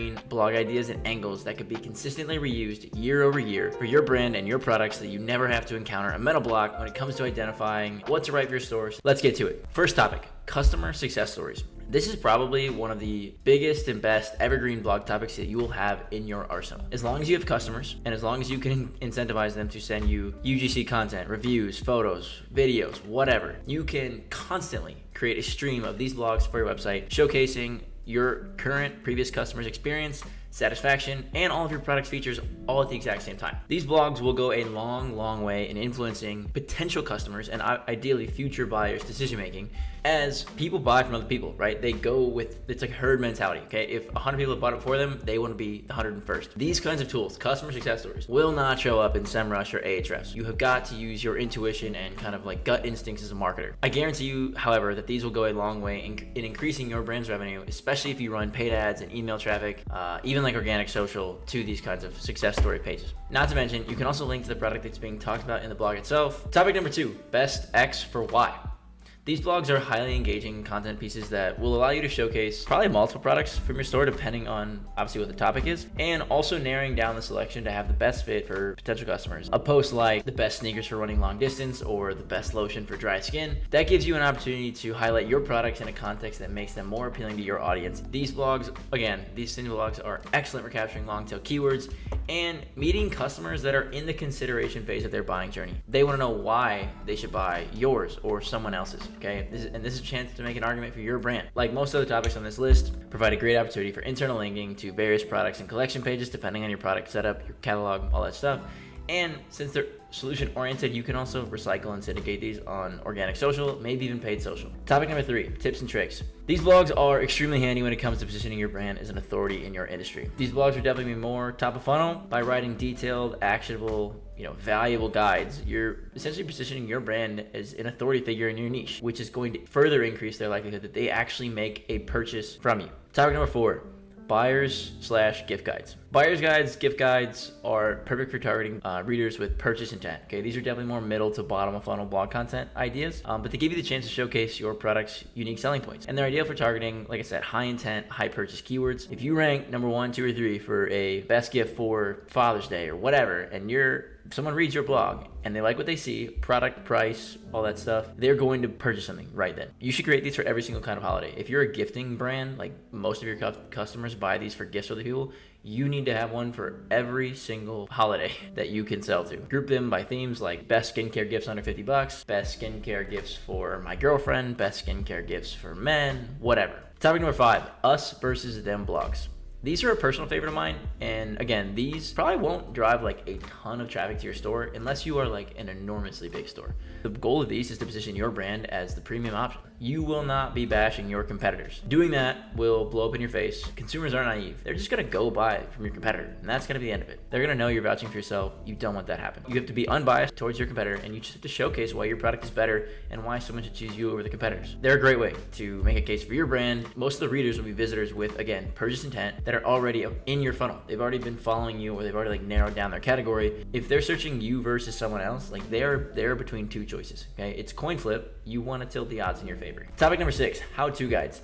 These guides can actually get a significant amount of traffic. From an SEO perspective, they're ridiculously useful because they naturally align with search intent. Users will go to Google with queries like how to do XYZ, whatever. If you create a guide around a well-researched, well-informed, long-tail keyword, you can target users who are already looking for a solution to the problem they're facing, okay? There are exceptions to this rule. You should not write a how-to guide for every single possible version of your industry or ideal customer persona. Let's say rocking chair, okay? You would not want to write a blog that says DIY how to build your own rocking chair, because if you tell them how to build it, they don't need to buy yours. Okay, so use some common sense here. Okay, skip the DIY keywords if you're an e-com brand.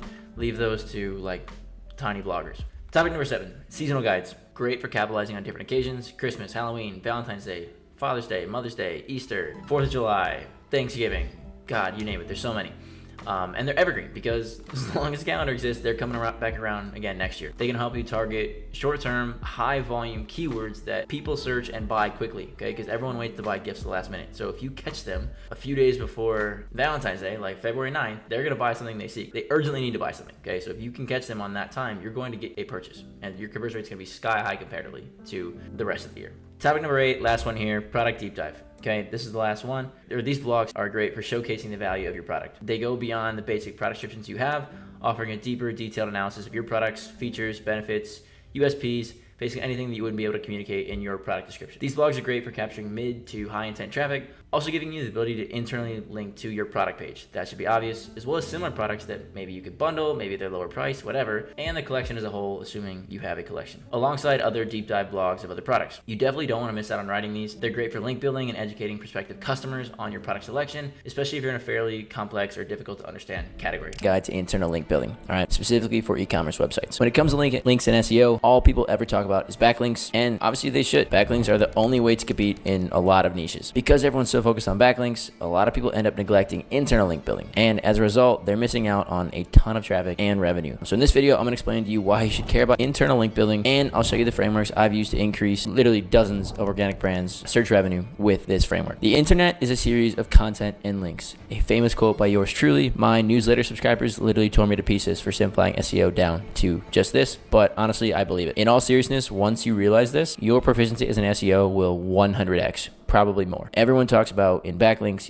DA versus DR, do follow versus no follow, guest posts versus niche edits, tiered link building versus not, and all the other nuances that go along with backlink building. Okay. While they're doing this, you should focus on internal link building. And I'm gonna tell you why. Internal links do the exact same thing that backlinks do. They pass value and help Google crawl your site. They are significantly cheaper than almost all the backlinks you will ever build because they are free, because you own the website. You are also in 100% control of building them. You don't have to pay a PayPal invoice or wait for another webmaster to publish your guest post or link. You can direct them at any page you want. You shouldn't. I'm going to show you which pages to direct them at. Do they work as well? For the sake of argument, I will assume that the owner of Forbes.com is not watching this video, or another DR80 website. If that's the case, shoot me a DM. I would like to buy a link from you. Do they work as well as backlinks?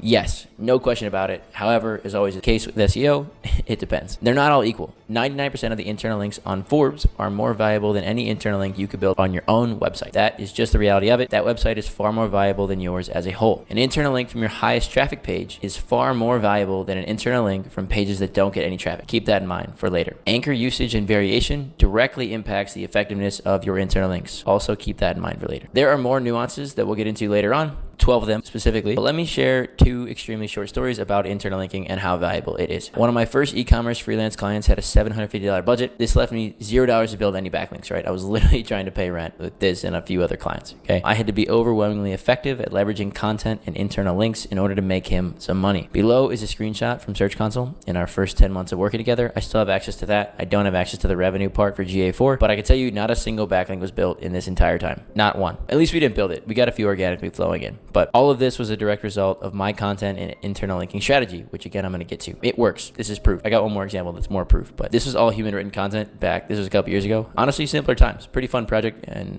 kind of a nostalgic one for me. Now, here's another example. In the first 30 days of a campaign with the brand we work with currently, moved 123 keywords into the #1 spot in the first 30 days, I think, of working, or 40 days of working together. All we did was build internal links and create topical blog content. That's it. And if you want to read this thread, I break down the whole thing. Click on it in the doc and you can read it there. These are 2 of the purest examples I have that demonstrate how good internal linking really is. Again, no backlinks are built in either of these cases. So we do, of course, leverage internal links for all of our agency brands, and we also build a ton of backlinks, right? In these 2 cases, no links had been built up to this point, right? In the first example, the 0 to 10,000 a month one, I didn't build any links. I didn't have the budget for it. In the second one, we had about 40 days to start with all these results. We didn't actually launch cold email campaigns for link building until about day 30, and we hadn't actually got any links built at day 40 yet. So again, all these results were the product of purely internal links and blog content. These 2 examples are, again, very pure, because if you factor in the volume of backlinks that we also build for all of our other clients, it's difficult to quantify which types of links, internal versus backlinks, had more or less value. Onto the crash course that is my stupid simple internal link building ideology. It's meant to create results without confusing the shit out of you, truthfully. I'm a self-taught SEO, YouTube, blogs, Reddit forums, things like that, right? Didn't pay a single dollar for a course, just kept crawling the internet for information and testing it. I don't know if any of these blogs or YouTube videos were just gatekeeping their internal link strategy, or they just were unable to communicate it. I truthfully did. It took me like probably a year and a half to figure out how this worked. If you're a self-taught, or even if you've bought a course, you've probably seen the phrase just build internal links before. They never showed you how, they just said build them. I finally cracked the code, right? I think it was a year and a half after I started SEO, and I will not gatekeep this framework. But first, before we get into that last thing, promise, you need to drill this simple ideology into your head. It's going to simplify the entire framework and help you make faster sense of it. In e-commerce SEO, your North Star goal is increasing your organic search revenue. Organic traffic is a vanity metric, does not help you make money in most cases. Organic search revenue is your #1 goal that you're chasing, right? That is different from local, like where you're trying to get more leads, or from SaaS, where you're trying to get more like signups or trials. E-com SEO is different. Organic revenue is your leading metric. You are not here to make money. You're not here to watch the Ahrefs traffic graph grow. You've invested dozens of hours in your brand's SEO, maybe even paid someone or bought a course. I'll ask you, do you want to make more money or increase your traffic? This is why the internal link strategy matters, okay? Because internal links are all going to flow down to the making money pages, okay? All right, here we go. This is the premise of the ideology, the framework. Build internal links down the funnel, top to middle to bottom, okay? Do not build them in reverse, up the funnel, from bottom to middle to top. There are nuances, which I'm gonna get to in a minute, but the overarching premise is that you want to build them down the funnel, because at the end of the day, you'll have more links at the bottom of funnel pages. You can also build them laterally, which I'll get to later on. Let's just walk through a quick example of why this is the case, okay? We'll start with the consumer psychology part, and then we'll get into why it works for Google search. Let's say a customer found you on Google, made their way to the product page, and even better, they're ready to buy, right? Congrats to you. Maybe they even added it to their cart. You were told to build internal links, and you didn't think about how links were connected across your whole site. Maybe you even built a link to a blog post in your product description, and it says, you know, the benefits of a certain product. They click it to learn more, and now they're on a blog post, and you've probably lost them. They are now up, and they have moved up a funnel stage. They're already on your product page, or added it to their cart if you were lucky. They'd already made their buying decision. They knew the benefits. They weighed it. They weighed your price point, the reviews, all that stuff, and they said, okay, I'm going to get this one. Then they saw a link, and it's like, well, now I'm back in the consideration phase. And maybe your blog has, you know, a sentence or two or something that makes them want to keep shopping, which means probably not with you. When someone reaches a product or a collection page on your site, your sole function is to move them closer to purchasing. If you build internally to a blog that you may think is helpful, you've actually done the opposite, and you've probably lost customer. Now, onto the search side of things, outside of consumer psychology. This is where people actually start to go wrong, right? I said, you know, people tell you to just build internal links, but they don't say how. They build internal links in every which direction across their site because it helps Google understand the site better. Wrong. You don't want to help Google understand. You don't. You want to tell Google, hey, this is what we're doing, and you better get on board. Okay, and that is how internal linking, that is the other thing you need to drill into your head. right? You tell Google what to do, not the other way around. If you build links back and forth between top, middle, bottom of funnel, you're going to confuse Google, because if you have links pointing in every direction, it will have no idea which pages on your site are most important. And as a result, it'll either rank the wrong pages or it'll rank no pages. This happens all the time when people target a product page and a blog post with the same keyword and they link between them all, right? You essentially create a keyword cannibalization issue as well, and that's not going to help you make money, obviously. As I kind of hinted at earlier, if you build links always down the funnel, your bottom of funnel pages, so money pages, collections products, are going to have more links pointing at them than any blog post or top of funnel post on your site. That should make sense, right? If all the links are pointing down, like pretty much at the bottom of the river, so to speak. I mean, and intuitively, Google understand that pages with more links are more important, right? This is the same as a competitor having more backlinks than you, right? It has more links to their site than your site, and so Google's like, well, this one's clearly better, let's rank it higher. Of course, there are exceptions to that rule if you build bad links or whatever. This is essentially what you're doing with internal links, though. I started this with the question, do you want more traffic or more money? If you build links in any direction without this framework, you might have a lot of traffic. You might not make any money. If you build links down the funnel, like I've just explained, and laterally, which I'll get to, you will make more money. This is actually a real SOP we use in our agency, right? I've copied it out of Google Doc onto this, word for word, okay? This is the internal link building commandments we have at our agency for all the brands we work with. The ideology, which is down the funnel, not up the funnel, is the overarching umbrella framework, whatever you want to call it, that I want you to keep in mind as you build out your site or update your site, okay? But these 12 commandments really capture the nuances of it. Build internal links from blog posts to collection pages and product pages, but never in reverse from collections to blog posts or products to blog posts. Second, the very first internal link in every single blog post needs to point at the focus collection page in that cluster or product page in that cluster. There should be zero exception to this rule. Okay, this is so simple. You're writing the blog content. You obviously can place the internal link where you want it. I usually aim to place it in the first 100 to 200 words above the first H2. Okay, this is generally the intro paragraph, usually near the bottom of the intro paragraph. Again, this is the most valuable link on that page. Okay, if you put a bunch of other links on the page and your money link is at the bottom, it's the 5th or 6th most valuable link on the page, which is again not how you make money. That should be the most valuable. After the first money link, try to include at least 3 to 5 other relevant links to blogs in your site using descriptive anchors, again, ideally within the same cluster. These internal links move customers laterally within the funnel, more or less, right? This is totally fine. You can move a customer laterally, just not up. Also, if you have any backlinks pointing towards these blogs, and this goes for any page and any backlink on your site, internal links help distribute the value of that link to other blogs, helping them rank higher. Backlink comes in, pretty much hits a landing page or a touch point, and then the internal link essentially flows the value through to whatever page it's targeting at. This one is kind of a small one that may not apply to you, but set up internal links to open up in the same tab. Don't open them in a different tab. Also, make sure all of your internal links are do follow, otherwise nothing what I just said is going to matter at all. Again, this is the standard setup in most CMSs like Shopify and WooCommerce, but I've seen people accidentally change these settings. Best to double check. Now, if you're building links to external pages, like another website, for example, that should open in a new tab. We talked about building links laterally within blog posts. You can also build them laterally within collections, as long as you use descriptive anchors and you do it right. I've actually got more info on this in my collection optimization video, so check that out. Just released it a couple weeks ago. But these internal links actually move customers laterally within the funnel, and you could argue if used correctly, they actually move them further down the funnel, which you're already near the bottom. But here's a good example. So let's say you have a top level and a sub level collection. So let's say collagen supplements is your top level collection, but collagen serves a ton of purposes, right? Skin, hair, bones, all these things. But let's say you've got a sub collection that's called hair loss collagen supplements for women. Super specific. This sub collection is more specific and has a higher chance of converting the customer than the top level collection. So though it's technically a lateral in the funnel stage from an internal link from collagen supplements to hair loss collagen supplements for women, you've arguably moved them closer to purchase. Now, if a woman seeking hair loss collagen supplements lands on the top level page, but then she just wants to see the collection literally made for her, like she's gonna probably convert, and not probably, she'll convert at a much higher rate. Hard to say definitively so, right? It's pretty much like adding a filter, but you're like leveraging another collection page, and that collection page, the sub-level collection page, can also rank independently on its own, right? Which is ideal. This does not go for product pages. My firm belief, and I think anyone will probably agree with me on this, you should not, if once someone gets to the product page, like leave them there. Don't link to a similar product unless you're trying to upsell them or like see related products. Now, anchors. Use anchors that accurately and succinctly describe the target page. If you're linking to a product or collection from a blog post or from another collection, I would aim for 2 to 4 words max, probably on the shorter end, truthfully, like 2 to 3. If you're linking to blogs, anything between 3 to 7 words is usually fine. You want to make it look natural. For like the collagen supplement example, like you can use the benefits of collagen supplements for an anchor. Maybe the next time it's the benefits or the hair benefits of collagen supplements. Just vary it up. Don't overuse the same anchor for a particular page.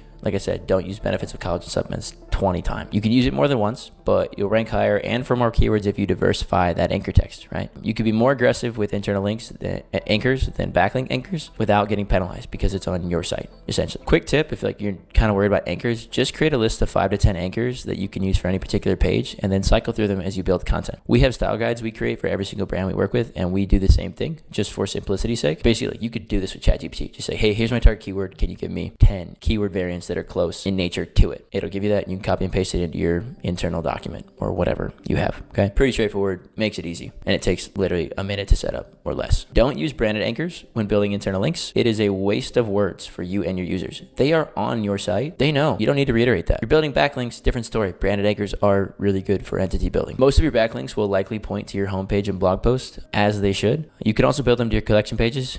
I would probably say of those 3 though, collection pages should probably be at the bottom for volume of links. But again, the primary function of internal links is to transfer the value around your site, specifically to money pages, right? So if you've got a really important money page, it should have a link from the homepage and all of your top traffic blog posts, assuming it's within the same cluster, okay? Like that is how internal links function. Internal links between a blog and a blog are meant to give users more info and connect the cluster dots for Google. Internal links between a blog and a money page, on the other hand, are meant to show customers in Google that these pages, these as in collection or the money pages, the collections or products, are the most important. Okay. Internal links from money pages to blogs, which is up the funnel, should not exist. Okay. I cannot stress that enough. If you want to increase traffic to a certain page on your site, build an internal link to that page from 2 to 3 of your highest traffic pages. The pages with the most traffic pass the most value, far more than an internal link with a page or traffic volume of like 0 visits a month. This also goes if you have a few pages that are really well linked to, like a blog post that like really went off and it's got 10 or 12 organic backlinks. That is also a good sign that you should link from that page to your other important pages. Last thing, do not link to the same target page for more than once from a singular source page. If you try and add an internal link from one blog post, like on one blog post, if you add an internal link to the same collections 5 times, the first one is the only one you need. The other 4 are probably getting ignored. And truthfully, it's going to look terrible from a user experience perspective. So just once and make it the first one for a money page. In this video, I'll show you the 5-step QA system that I use for link building, the pages you should build links to, the anchors you should use,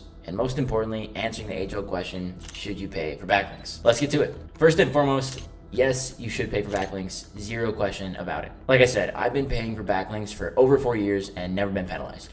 I use a 5-step system to avoid penalties for my clients, and if you follow it, I guarantee that you will build better links than 99% of your competitors. But first, I want to clarify a few things about buying links. This next piece right here is a direct quote from Google's link spam policies page. Any links that are intended to manipulate rankings in Google search results may be considered link spam. This includes any behavior that manipulates links to your site or outgoing links from your site. The following are examples of link spam. Buying or selling links for ranking purposes. This includes exchanging money for links or posts that contain links, exchanging goods or services for links, sending someone a product in exchange for them writing about it and including a link. Yes, buying links is technically against Google's guidelines. I have literally done all of these 3 things in the last week. They are not going to track your bank account, your PayPal transaction, whatever. Purchasing links is 100% safe if you follow this system, and it's 1,000 times more effective than any of the other link building methods that other gurus are pushing. So let's quickly talk about what those other link building methods are. Link exchanges. Link exchanges are actually pretty solid, but you should aim for 3-way exchanges instead of 2-way, all commonly known as like ABC exchange instead of just AB exchange. Basically, site A links to site B, B links to C, and C links to A, rather than just A to B and B back to A. They look more natural this way. It also helps you meet more site owners, so you can facilitate more link exchanges in the future. This is a pretty good way to start out with link building because it's free and it's safe, but it's really it's simply not scalable for e-com brands. The biggest reason is that most sites will only exchange links with you if you have similar traffic, domain rating, and obviously you're in a similar niche. So if you're a brand new site, you can only exchange links with sites that are also small, which is not going to help you grow. So you're going to find it really difficult to land good links with a strategy, especially early on. Second, broken link building. This one's been pushed by every single guru under the sun. The concept is really simple. You basically analyze all of your competitors' backlinks and figure out which ones are broken. You then reach out to that site, ask them to replace the broken link to your competitor's website with a link to your website with a similar page. First, you've only got so many competitors, right? Let's say you've got 10, 20, I don't know. Like, this is not scalable because there's a finite, very small finite number of links and competitors that you have, and most of their links won't be broken. Second, most of these publishers will probably ignore you anyway because it's lame to be like, hey, pick my site instead. If they do respond, they're probably gonna make you pay anyway, so you're gonna have to fork over the money regardless. Next up, infographics. This is probably my least favorite one I've ever heard pushed. It's super dated. Basically, you have to spend 2, 3, 4, however many hours creating an infographic that nobody is ever going to want to see or care about. I've seen it work in PR sometimes, but pretty rarely. You might get one average link out of it, so it's pretty much a giant waste of your time and effort. Unless you're a creative and you just love making infographics, there are other ways to build links, paying for them, which I'm gonna get into in a sec. Next up, podcast appearances. This is super common and it's technically white hat method. It's a good idea, really it is in theory, but just in theory. I've had several clients I work with now who have had previous agencies recommend this to them, and then the founder or CMO or whatever has to go spend hours on podcasts just to get very average links. Now, the brands I work with vary in size anywhere from like 5 to 25 employees. So founder, CMO, COO, whatever, like you don't have time to go on podcasts, much less do the outreach to get yourself invited on one. So again, not a scalable strategy. You're supposed to be building a company, not going on podcasts. So you can't spend 10 hours a week doing that. Running your business is far more important than podcasting. If you wanted to run on a podcast, you would create one yourself. Next up, create great content. That is literally what Google says, like write great content and people will link to it. If you write the best content on the planet or on the internet, whatever, no one is going to see it without some basic link building. So hoping someone links to you because you write great content is not a strategy. It is a weak prayer at best. PR. Last one here I will talk about. This is actually a pretty good strategy. It is extremely operationally intensive and super expensive as well. If you don't know what you're doing, you're probably gonna burn thousands of dollars and 50 to 100 plus hours of your time that you could have actually spent on growing your business. I know tons of SEOs who are great at link building, still haven't cracked the PR code. So like paying for links is just quite simply the best way to go. And it's what all good SEOs do, including myself. So here's why it works so well. You can budget out 1,000 to 1.5K each month, and you can build 5 to 10, probably more, really good links. And I guarantee that if you couple this with good technical and great on-page SEO, it will be good enough in 99% of niches to get you to the #1 spot on Google in a few months. Now, if you own a gambling website, different conversation, right? I know gambling sites that spend like 1 to 2 million a month on link building, so this is not going to cut it. But in most e-commerce niches, it's more than enough, promise. Second up, getting links and paying people for links is super easy. Cold email is the best way to go, especially when your first email to a website owner literally says that you're willing to pay for a link, okay? Don't beat around the bush and say, hey, I want to collab on a guest post or something. Like, just, if you're willing to pay money, just tell them that. Your response rate is going to be a lot higher, and you're going to get more, we'll have more links to choose from as a result of it. All those link options, and we've settled that paying for links is the way to go. It's scalable, it's easy. Okay, so how do you pay for them? So there's two options. I already mentioned one, cold email. The other one, marketplaces. So there are tons of link building marketplaces and link building services, manage link building on the internet. You just Google them and you will see a full list. If you Google them, you visit their site, you'll also get it with Facebook ads. So you're gonna have plenty of options after you head to Google and do that. I've tried probably 10 of them. There are probably 2 or 3 I actually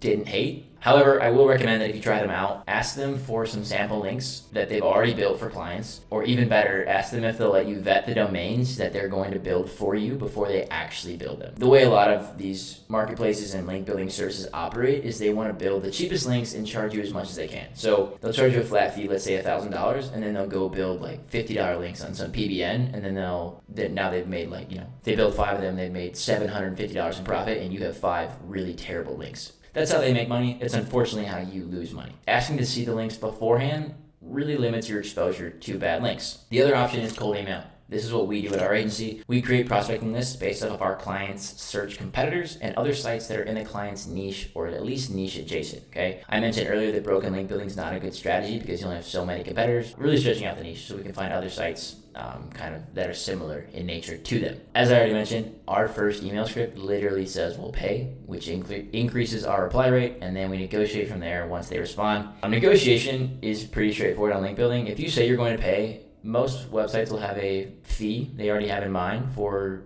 whatever it's going to cost you to build a link. If it's too high, you can literally just ask to go lower. Now, don't lowball them, but if you say, they say 300 and you say, hey, how about 200 or 250? Like, there's a good chance they'll say yes, or they'll at least come down from 300 to something more doable for you. I have actually happened to land a link from I brought it down from $3,000 to $300. I got lucky, honestly. The guy I reached out to happened to already love the brand I was working with, and so he was very accommodating, but you will probably not get that lucky very often. That's cold email. Also, after building, like I said, 10,000 plus links in the last few years, I've also built up a personal database of sites that I know and trust. I keep them on a spreadsheet. I can reach out directly to these people at any time because of our past relationship, good faith, things like that, and get links almost instantly, assuming they're obviously relevant to the brand I'm working with. Now we know that paying for links is the most scalable way to build links in e-commerce, and more specifically, cold email is probably the most effective way to do it. You know that. How do you know which links to pay for and which ones not to? Most agencies, marketplaces, manage link building services. They evaluate link quality based on two things: domain rating and traffic. Domain rating also could be domain authority, depending on what tool you use. Doesn't matter, same thing. Only looking at these two metrics is the equivalent to buying a house without inspecting it. It is quite literally, it's financially irresponsible to do this, okay? These two metrics are at best a very average indicator of what kind of backlink you'll get. They are 10% of the whole story. To combat this, as I alluded to earlier on, we use a 5-step QA process at my agency. If a potential link does not pass every single step, we don't build it. Simple as that, okay? Remember how I said I'd never been penalized? This 5-step QA system is quite literally the reason why. So here's the process. Step 1, open the website. Literally just open it, look at it, click around a bit, make sure it's not covered with ads, all kinds of random content. You want to be at least it needs to be at least somewhat related to your niche. And more importantly, this website is going to link to you, and though your customers may not see it, you need to answer the question for yourself: am I happy to associate my website with this one? If the answer is no, don't bother moving on to step 2. Just don't build a link, right? You'll know immediately whether you want this to link to your site or not. Okay, you'll just have a gut feeling about it. Number 2, site looks good. So that's positive, right? Now you're on step 2. First metric we're actually going to look at is traffic. In a perfect world, all the websites you build links for will have 15 to 20K visitors a month or more, and that's just organic search. Okay, so you're checking SEMrush or Ahrefs or whatever, that number needs to be at least 15 to 20K or higher. Not only does it need to be higher than that, it should be trending upwards in the last 6 months, or at the very least flat. If it got caught up in the last 5-6 months of updates in the end of 2023, early 2024, and traffic dropped from 100K to 20K, don't build a link, okay? Google clearly does not trust the site or want to rank it anymore, so you don't want to be associated with that. Step 3. So traffic's good, on to domain rating. So I know I said that domain rating is not a good metric to essentially base your link off, and it's not on its own, okay? If it's a standalone metric, it's a very limited view of what's going on, but it's also why we have 4 other steps. And it's really a quick way to eyeball kind of the quality of the site you're getting. Now, I will say this number can be manipulated quite easily. If you go to if you've ever tried to buy links on Fiverr, for example, and it'll say 100 DR70 links for $50, that's a scam. Those DR70 links are not truly DR70. I bet you they have under 100 links on them, and they're all built through PBNs. If you just go to a Reddit forum or a Black Hat forum, you can figure out exactly how these domains are being manipulated. It's pretty easy. I've done it myself. Don't just trust DR by itself. Again, that's why we have 4 other steps. That being said, generally we do not build any links from sites with less than a 35 to 40 DR. The only exception to that is if they have a ton of traffic and the niche at the site is hyper relevant to the niche that our brand is working in. Good example is last week I built a backlink from a domain that only had 15 DR, but the website had 60,000 visitors a month and it was growing quickly. It was super hyper relevant to the brand. So this is a win for me. Okay, that's the one exception, right? Step number 4 here. We got traffic, and we also said it's trending flat or up, right? I want 15 to 20K, flat and up. However, there are a few caveats. One page cannot be driving something like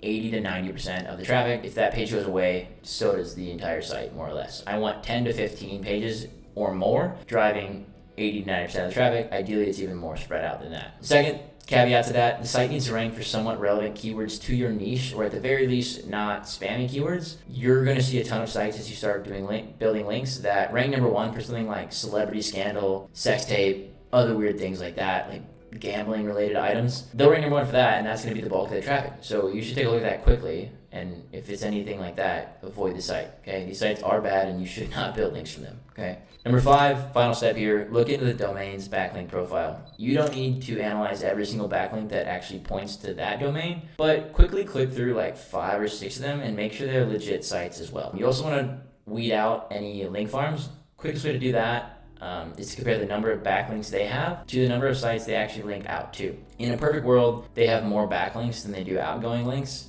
but this isn't always possible. If you always follow that idea or school of thought, you're going to have a very limited amount of links to build. So the highest ratio I usually accept is 1 to 1.5 incoming to outgoing. So biggest ratio I'll accept is 1,000 backlinks coming into that site versus 1,500 going out. Obviously I'll take 1,501 or something, but I won't take 2,000 outgoing links. This just means there's more links coming in, more than they are sending out, right? That's the fastest, quickest without deep diving to eliminate a link farm. You have a domain, let's say you got through all 5 steps of that QA process. You now have a domain you want to build backlink from. And depending on the price, whatever that may be, you can afford it. So now you need to figure out 3 more things. First, the type of link you want to build. 2, which page on your site you want to build it to. And 3, which anchor you want to use. I'm going to make this extremely simple so there's literally no room to overthink any of it. First, the type of link you want to build. There are generally 2 types when you do cold email: guest post and link insertion. I'm going to run through the pros and cons of both quickly. Guest posts. Pros, you get to control the writing and the anchor. That's nice. Cons, it takes time to write the guest post, even if you use AI. Another con, there's also a good chance it's going to end up as an orphan page once published, which is going to make it pretty useless to you. Second up, link insertions.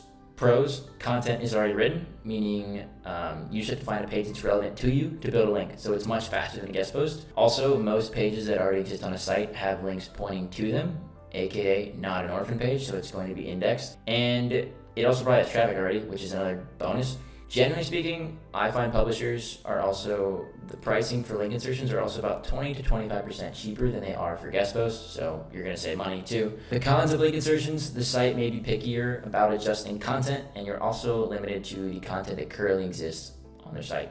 You can ask hey, can we change this sentence to this and build this anchor? And they may say yes. It doesn't hurt to ask, really. For obvious reasons, everything I just laid out, I like link insertions, okay? Cheaper, faster, that's it. Second, which page on your site should you build the links to? So there's 3 types of pages on your e-com store that you should build links to: homepage, blog posts, collection pages. Google is going to probably ignore backlinks to product pages because they're unnatural looking, so don't even bother linking to product pages. It's a waste of your time and money. You're gonna have to get those pages ranking higher with internal links. Okay. Third thing to consider, which anchor you're going to use.